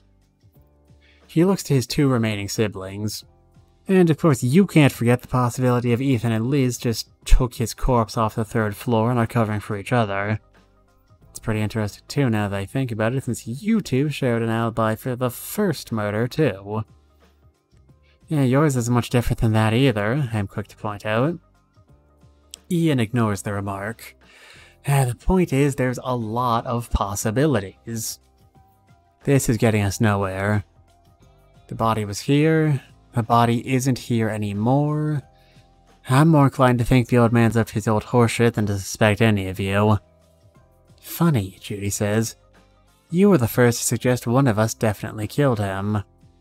That was before the body disappeared. And that was only because we were talking about killing him. Can't really imagine what any of us would want with his body, do you? He turns to the elevator. I think we should run with the assumption one person did this. Murder and body disappearance. Judy doesn't want her room searched, fine, but the fact is... He wasn't dead. He just got up and left, Eliza says. He really could be anywhere. Ian shakes his head. Liz, for the last time, that was a full-fledged corpse. 100%. And someone had to physically take that corpse. That's the truth. Now, as I was saying, Eliza grips his shoulder. Please, don't make him angrier. Ian groans. Look, shut up for 2 seconds, alright? Ethan takes a step forward. Don't talk to her that way. Ian raises his hands in the air. What I am trying to say is, I can believe the body isn't on this floor. For now. But in that case, I say we search the other floors then. We check, see if we can find the body. If we can't, great, mystery solved. And we have a good idea what happened. There isn't, that's 2 options.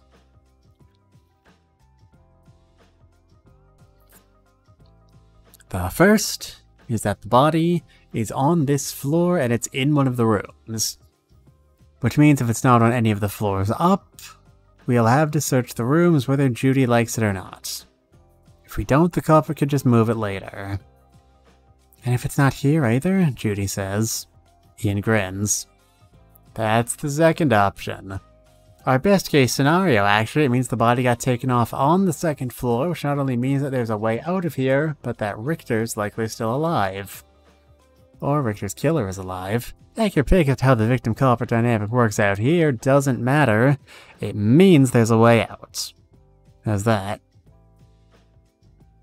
The siblings exchange glances. Somehow they all converge on me.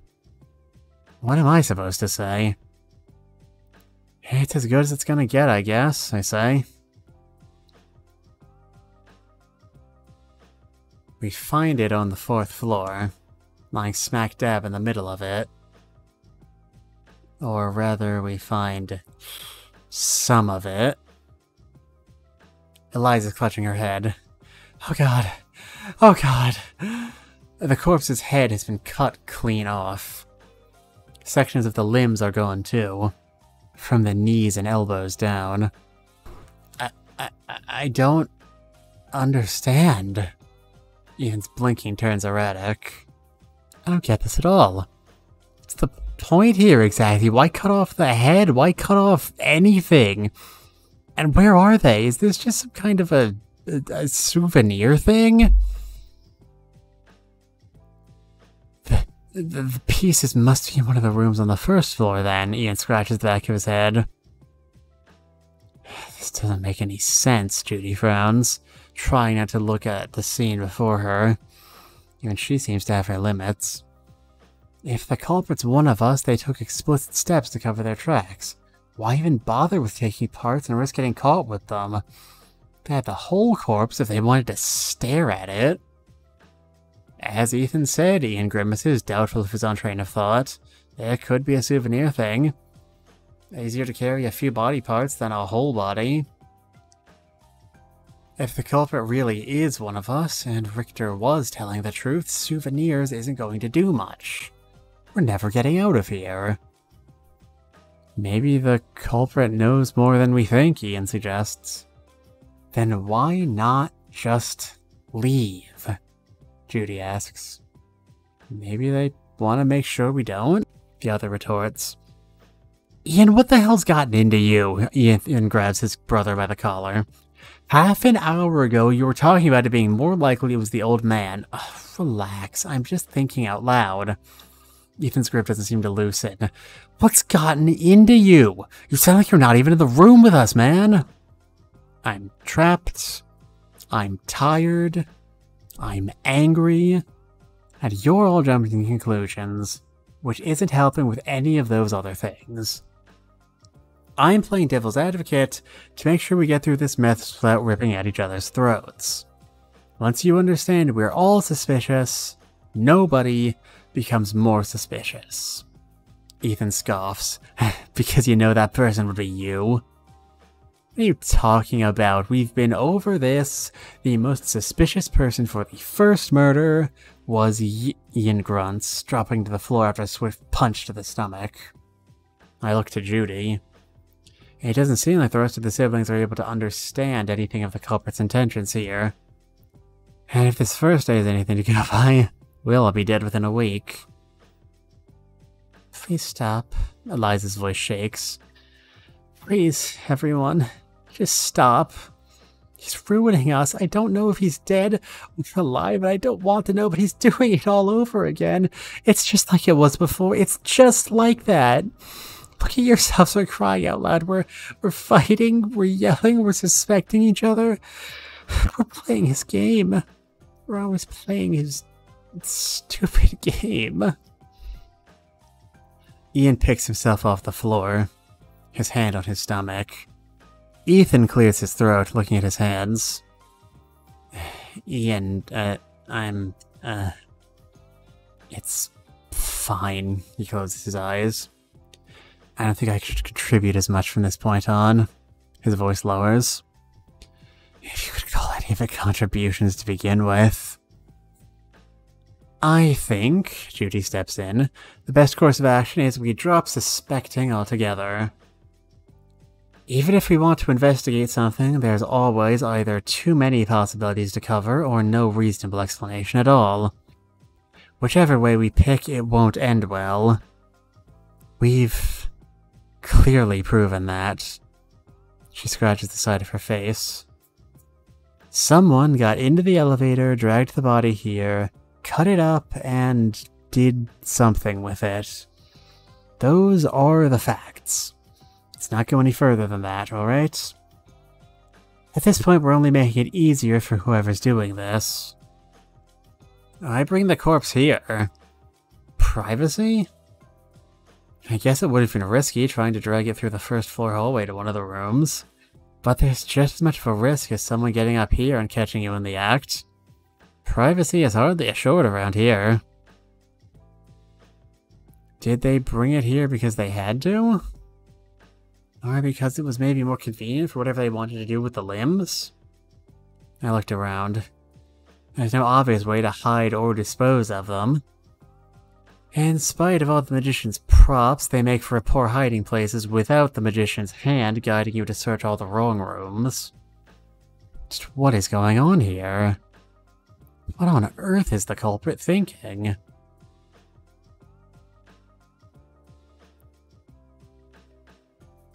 I think he wanted to destroy him. Ethan tells me when we managed to catch a moment alone. I mean, I'm not a psychologist, but I don't know. Assuming that corpse really was Richter, then I guess maybe they thought killing him wasn't enough. Maybe when they killed him, they expected for the ground floor to open either way. That it was some kind of bluff. When they didn't, they got angry and took it out on the corpse, I guess. He's shuffling through the drawings. Some he picks up only to throw away. Some he rips apart after a mere glance. Others he just kicks around the floor. Those that he spares, I figure, likely don't feature him.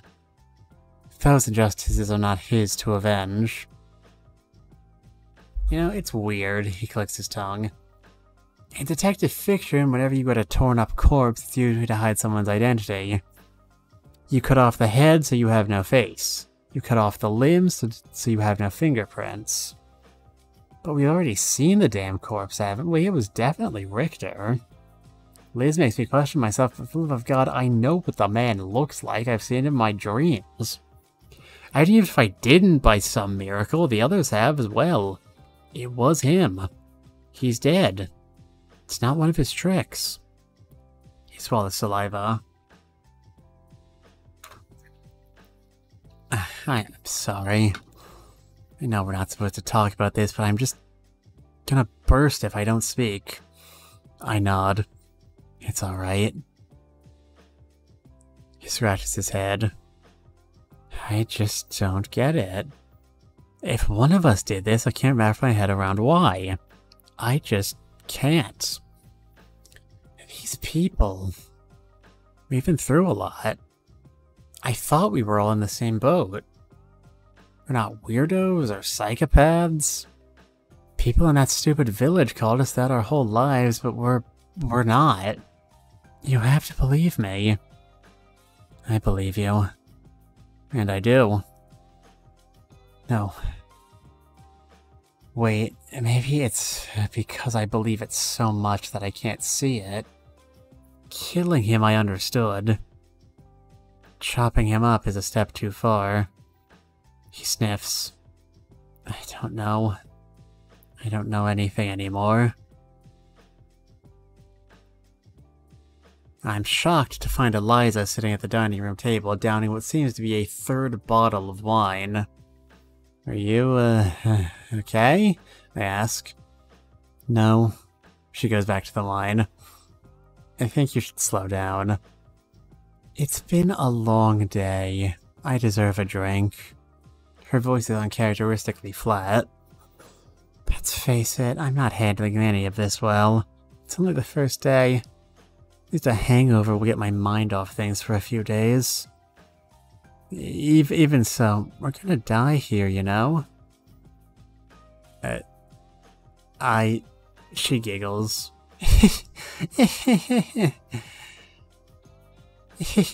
Yeah, you know. My shoulders slouch. I feel like I've been utterly deflated.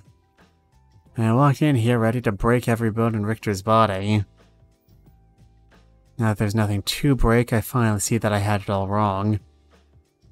The feeble old man had no weight over these people. It's the memories that anchor them here. Memories that seem capable of haunting walls and thoughts alike. Eliza runs her hand across her face. Can I ask you a trick question? Those don't work if you announce what they are ahead of time, you know? Am I still me? I blink. What? Years ago, there was a little girl. That girl was Eliza. She could have been anyone and done anything. A doctor, a teacher, a ballet dancer. She could have been happy. She could have been something other than a chicken shit. That Eliza existed. I don't think she exists anymore. But I can't prove it. She tilts her head. You can't either. That's why it's a trick question, see? Eliza, just call me Liz already. Liz, what if I'm him? What if we're all him? What if he brainwashed us into thinking like him and we don't even realize it? He lives through us like an evil spirit, possessing us. We fear him because he knows what he's capable of. We come here because this is his home. We kill him because he understands his body is no longer necessary. I think you should lie down. I'm not comfortable reaching out to her. I don't like seeing people in this state, even compared to how she was before. He always said he could see into the future. No ideas in the future are just imagination. They can only seem real when there's someone standing by you with the same vision for it. The more people you have, the stronger the pull that the future has on the present. How did he see into the future then? Because he had more visions of him roaming around, see? Nobody else could possibly support a man like that except us. And we would only do it if we were him. QED, right? What do I even say to this? I don't. Everything is terrible. I don't know what to say to that either, I guess. Well, I know what to say to that, I guess. I know. I'm gonna die here, you know? You already said that. Just making sure you don't forget, she says. People forget, but I never do. Never. As if struck by a sudden burst of inspiration, her eyes finally meet mine. You got anyone that's gonna miss you? I do. Sorry then. Why would you be? You didn't kill him. Eliza shakes her head. How could you possibly know that? How could I possibly know that? If I truly am him, but I'm unaware that I'm him, how can I trust myself to claim that? She slams her hand against the table. Everything's terrible. I can't believe I'll have to eat the food here again. It's gross. It's all gross. The milk has got expired. Where do we even throw it out? What do we do with all the garbage? Just throw it in his room, I guess. And oh, there was some bread in the kitchen, and that could make me feel better. I like bread. I mean, it was gonna go stale too, but at least I could have it for a day or two. But it's gone now. Oof. Now everything's terrible. As it's always been. Someone stole bread, she strains. She said we're missing a few bread rolls. We hear Judy's voice from the doorway. Just ignore for the time being. This is... Well, there's not much you can do for her when she's like this. I spot her, a white sheet in her hand. White with the exception of a large red stain spread across the middle. Where'd you get that, I ask. I found it. Tucked away on top of the elevator shaft, she says. The killer probably first threw the body down in this. He couldn't have, though. I looked through the top of the hatch when we found the body. That sheet wasn't there. I chose to say nothing. I'm almost on the verge of giving up. What good will the truth do me now, anyway?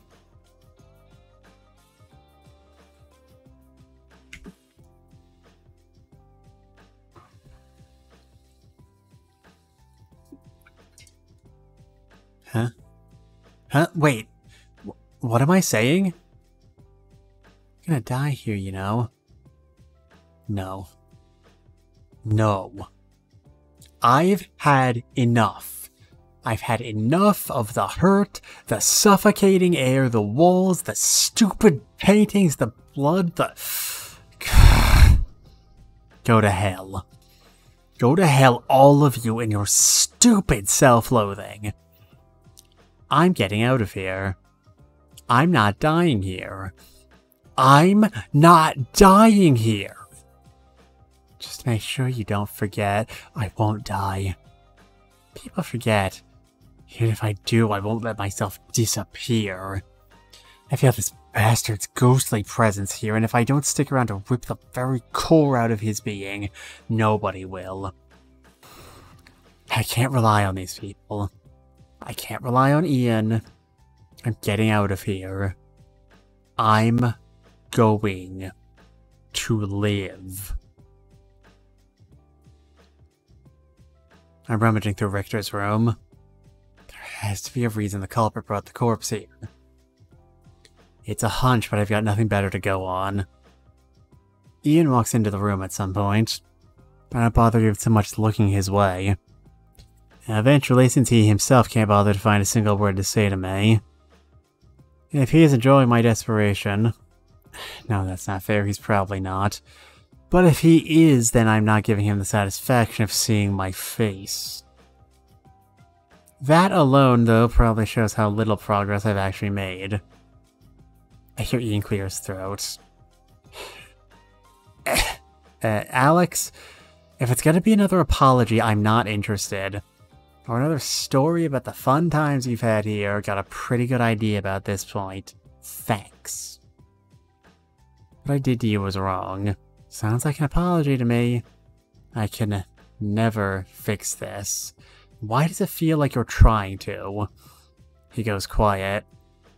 I can imagine him standing at the door, a hand in his pockets. I can see his exhausted face, the emptiness in his eyes. I'm what's keeping him up, and he doesn't know what to do about it. Good.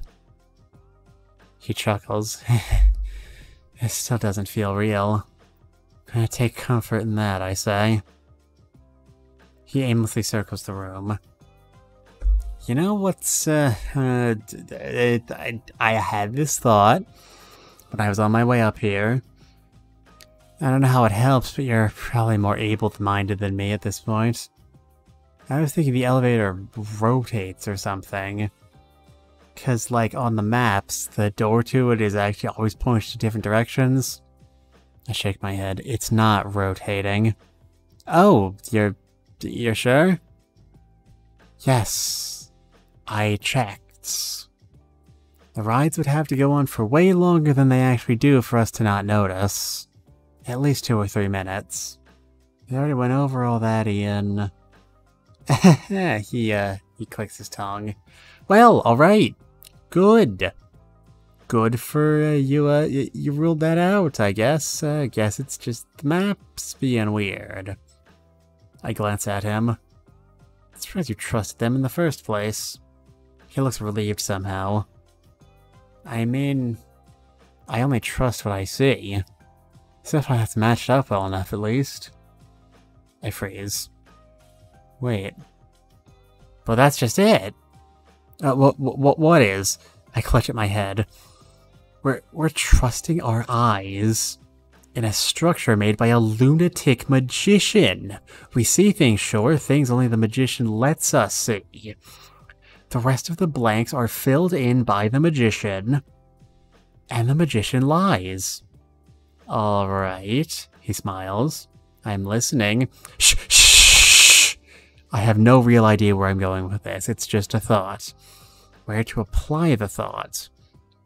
We started with the maps. All of the places I've been to match the layout I've seen with the maps. Where haven't I been? No, if the others don't see it either, it would have to be a lie somewhere no one's been. The police searched this place when Mike disappeared, right? I asked Ian. He nods. Yes. They didn't find him. I know, but Were you there during the search? Did the police really check everywhere? I mean, I would imagine so. I don't really know. Richter and some detectives all had us wait in his room when they didn't find Mike, and he blinks. And the investigation ended. That was that. He looks at his shoes. Back then, I already know what you did, Ian. Hush, just let me think. There's something crawling in the back of my mind. I've almost got it. What is it? It was something Richter himself. He said the police found a secret or two. I remember. Ian looks up. Huh? Richter said that when the police searched here, they found a secret or two. What did he mean? The room with the drawing? No, if he hurt Mike, he would have known the police were coming. He would have hidden them. In fact, he must have, since one of the drawings has Mike in it. Oh, what did the police find then? Think. Go back. There must be a secret to this place. Alex? Ian's staring at me. What is this feeling in my chest? Hope? It feels unwarranted. Even if I solve the murder, I still don't guarantee my escape. It feels like I'm standing over an abyss. One wrong move and I'll fall into it forever. But it's been like that since I got here, isn't it? Standing over an abyss. I blink. And my hope turns to terror. And back to hope. And back into terror. The switch keeps flipping. It makes me dizzy. It's such a preposterous idea, and yet, it solves everything. And by accepting it, I'm also left with only two people that could have done it. But of the two, one is clearly more suspicious. Ian places his hand on my shoulder. Earth to Alex? I can't help but laugh. Earth? What do we want there? This is the Tower of Babel. God is waiting for us at the top. Let's go meet him, shall we? Intermission. In the early morning hours, 4 policemen from a village gather at their small station, all equally exhausted, in spite of their differing shifts. I don't want to go there, one says. It's cursed. We have to, says another, the oldest of the 4. I was there once, back when the Belowski kid disappeared. For all the inhumanity it exudes, it's still made by man. He lights his pipe. Besides, adds a third, man himself is dead, isn't he? The 4th shakes his head. Oh, we don't know what we could find there. There's rumors he was kidnapping people. All the more reason to go rescue them, the 3rd slams his hand against the table. If we don't, the guys further up will start asking some questions when they inevitably get involved, the elder reminds them. I'd rather not lose my pension because of your lack of spine. You go there then, the 1st says, not without a hint of mockery. We'll all go, the 3rd declares. Who made you the boss? The 4th interjects. Enough! The elder loses what little patience he had. A man is dead. It is our duty to investigate, if only to establish the facts. One fact we already know with certainty. However he went, it was not natural. That alone prompts them to remember this settling image of that morning. 3 fishermen had discovered Graham Richter's skull floating in the river. A bullet etched in his skull. Strangely enough, not the cause of death. The grim discovery was soon followed by the hands and feet as well. A deserved end, no doubt. Yet, killing a monster in such a way required another monster. Letting the matter rest could inevitably bring more tragedies. Ones extending far beyond the scope of the open secret that was Graham Richter. The The four men all knew this. Unenthused, but without further protest, they set off for the magician's tower.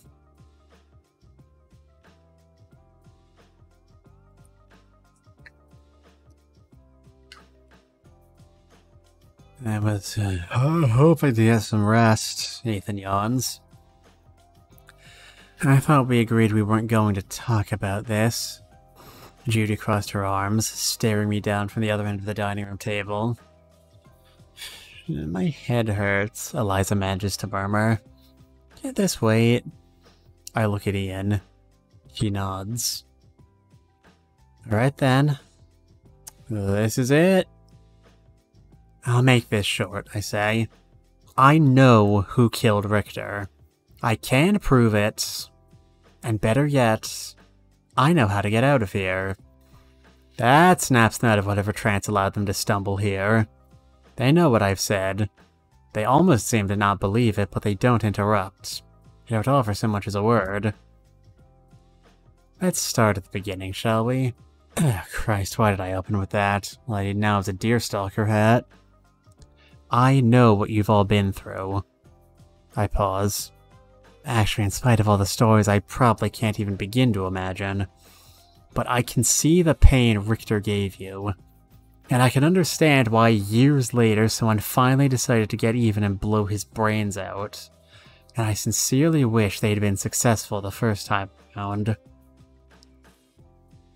But they weren't.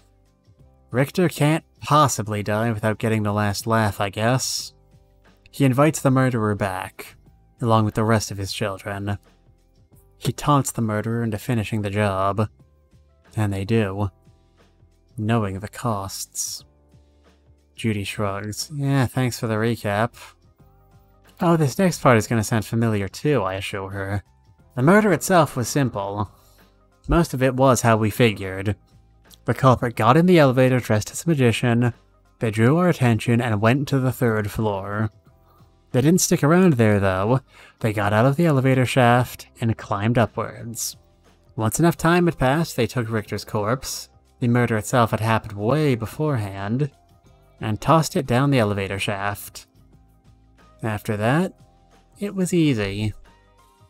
They just went back and pretended nothing happened. Ethan's brows furrowed. Went back? Where? I couldn't get down from the 4th floor. Exactly, Judy pointed out. That's been the whole point of contention for the murder, hasn't it? They couldn't get down. I nod.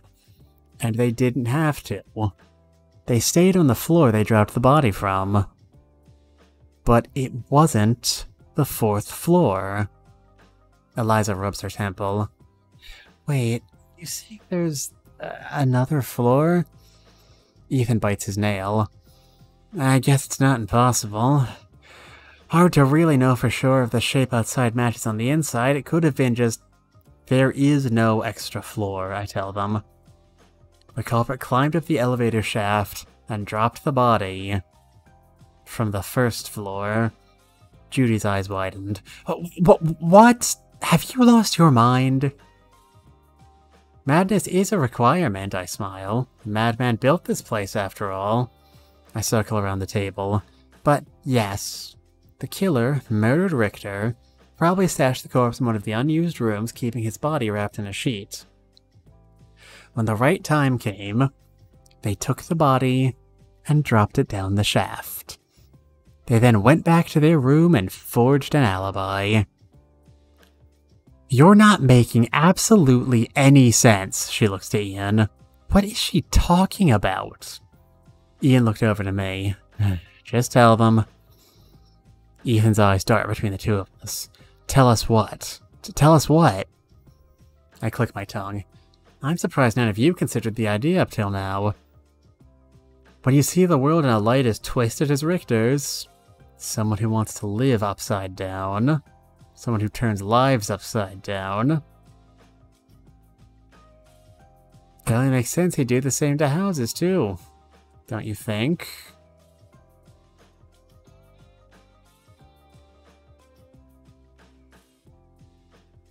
The realization hits them all at once, and it hits like a fucking truck. Frankly, I myself should have realized it sooner. More than once while using the elevator, I felt something rise up in my stomach. But that's not how it works.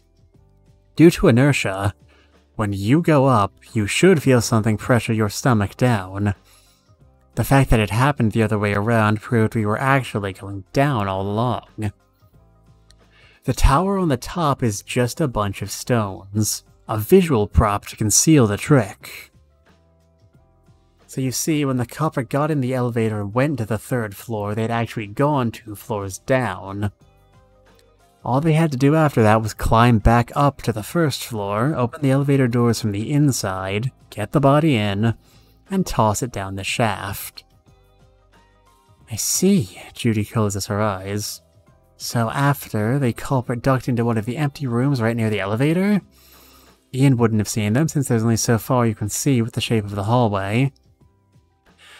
It really is an outsider then, Eliza sighs in relief. Unfortunately, I'm not here to deliver good news. I shake my head. No, there is no extra person. The killer is in this room. That's impossible, Judy hisses. So, Eliza rises from her seat. It was Ian and Judy? They were working together. I shake my head. No, only one of them is a killer. No accomplice is needed. But they were vouching for each other, Ethan says. When you and I last saw Judy, she went to her room. She couldn't have gotten to that elevator, and later on, Ian said she never passed by his door, and she cleared him because she can vouch for him never leaving his room. So? It was a clever lie, I admit, but lies only go so far. Once you break the illusion, there is still leg left for the culprit to stand on. The first real clue it is, why the random doors in the middle of the hallways? The doors to nowhere, not even doors. What's the point of them? They're just wasting space. The second thing to keep in mind are the maps. All of the ones I've relied on up to this point have been from the elevator. But why would a man that so took pleasure in disorienting people in this house, a man who went to such lengths to hide a simple fucking door, be so generous as to give a map? Unless it was part of some kind of trick. The third are the paintings covering the halls. While they definitely add to the mental anguish, it seems kind of over the top. The initial shock was always bound to wear off, and Richter intended for the torture to go on for years. It would have been a poor investment. Unless there was another purpose. Finally, why is the tower even a tower? Why not a house? A castle? Why the circular floors? And why does the first floor have so many bedrooms even when only 4 people were ever intended to live there beside you? And why is this the only floor with rooms not nestled around the elevator? I turn on my heel. All these 4 clues lead to a single conclusion. There's some kind of a secret hidden on the first floor. The culprit took advantage of this secret to pull off the murder and give themselves an alibi. Judy stares at me. Well? I thought you wanted to tell them yourself. You killed them after all.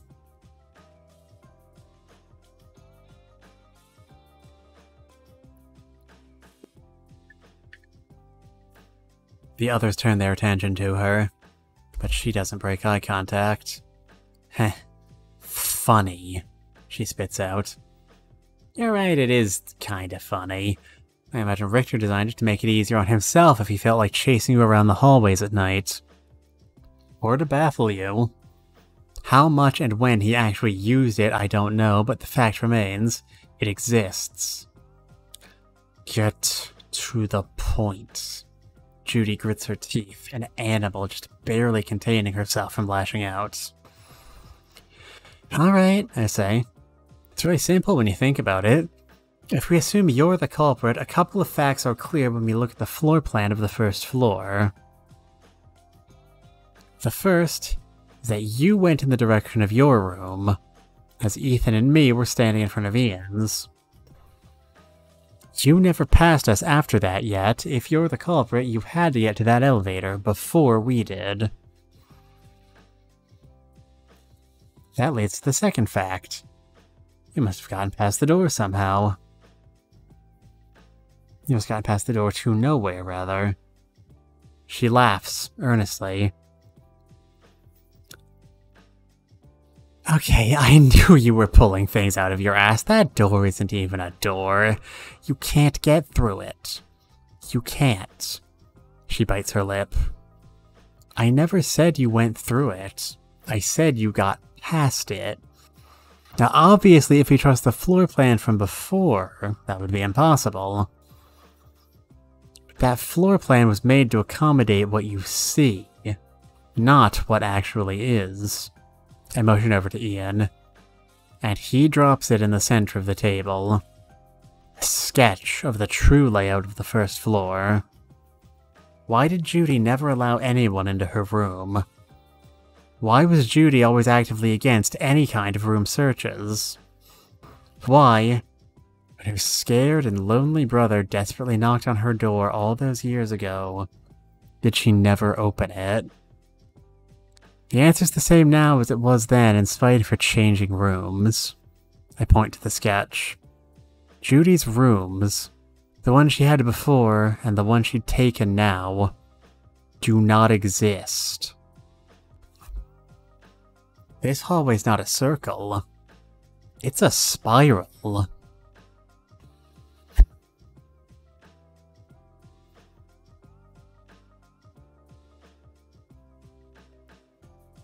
The door to nowhere was placed to make it appear like the hallway connected perfectly. To avoid drawing suspicion, Richter also placed one on the other floors. The paintings in the hallways were painted as an additional method of disorientation, to make it more difficult to tell it's not a circle. That's a lie, Judy declares. You're just making shit up as you go along, aren't you?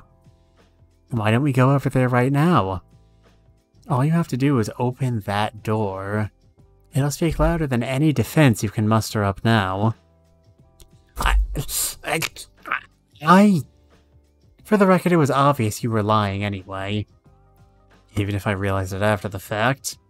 It's not obvious just by looking at it, but if you look at the fake map and try to draw a line between Judy's doorway and Ian's, it will never connect. She couldn't have seen Ian's door from her own. I was doing it to protect him.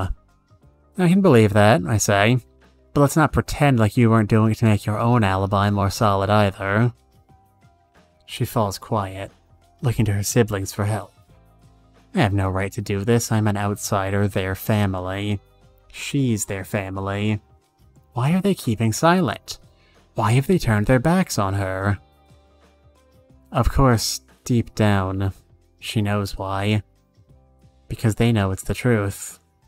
Precisely because they're family. She mutters. She falls to her knees. God damn it! God damn it! She screams into her own hands. Oh, why did I shoot him? Why did I come here? Shit! Ian looks to her. Judy. He wasn't dying, Ian. He wasn't dying, and I don't know how long I could have gone on knowing he got to live. I couldn't sleep. I can't sleep. Ethan hugs her. I can't sleep. She sobs. I could never sleep. He didn't even let me have a room. I had to sleep in his room. He was watching. He was always fucking watching, sketching, and I hate him. I hate him. Her brother's grasp tightens. Is that why she chopped the body up? She hated him that much? Well, it's not that simple, actually. In fact, that's arguably the most important part. It shows that she was thinking of all of us. She didn't want us to die. She didn't want anyone here to die besides Richter himself. It was a desperate attempt to make sure we got rescued. But what do you mean? Ethan asks. Remember, the building is upside down. That means the 4th floor is on the very bottom. But what's below it? More ground? Maybe, but Richter was always standing above the abyss, Judy chuckles.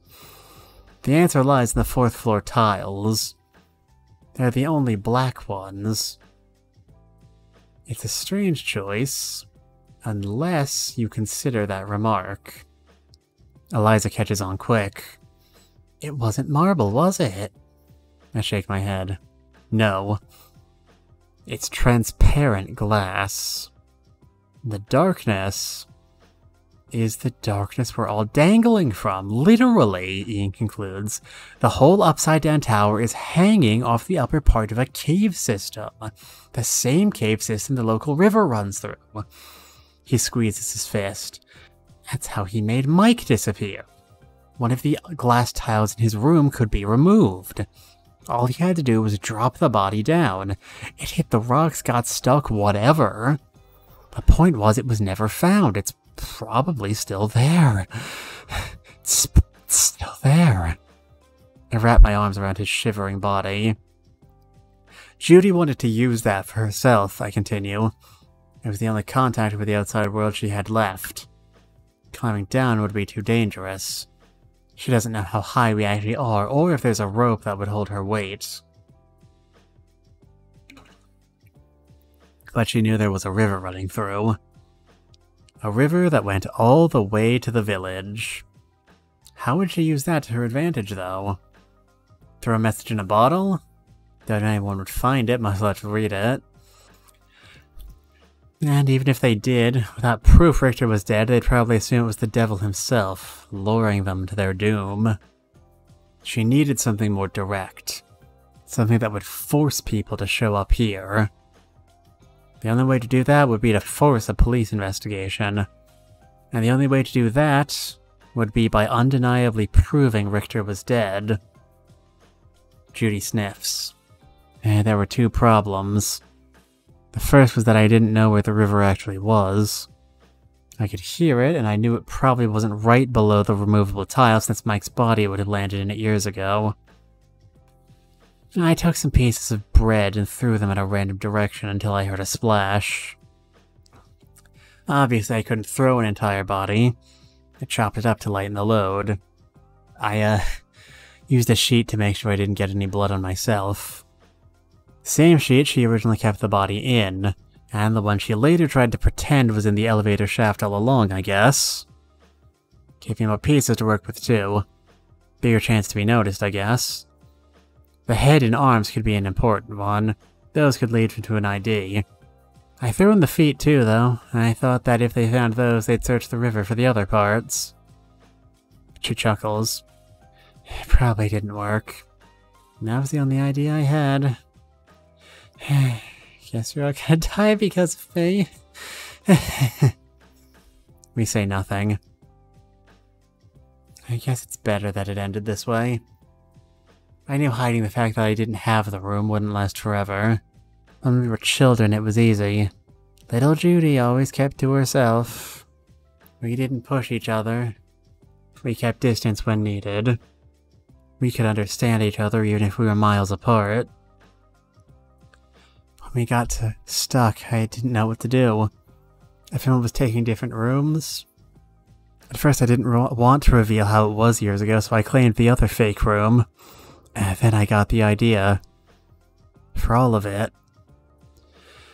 I'm sorry. I'm so sorry. Something explodes somewhere above us. The ground shakes, ever so slightly. They must have blown through the elevator door on the ground floor. What do we tell them? Eliza asks. Anything but the truth, Ethan says simply. None objects. Would we scatter into the world after all this is done? Would we ever say a word to each other? Will we take all this to our grave? The Bible metaphor can only take us so far. Guess we'll just take it one step at a time. As I close my eyes, I can't help but imagine what a wonderful image it would be. A grand stone tower, burning in the dead of night. The end. And there you all have it. That was Tower of Babel by DWaM. Quite a trick, wasn't it? It takes a very sort of specific setting to get away with these sorts of incredibly large-scale tricks, but when they're pulled off, oh boy, is it a story.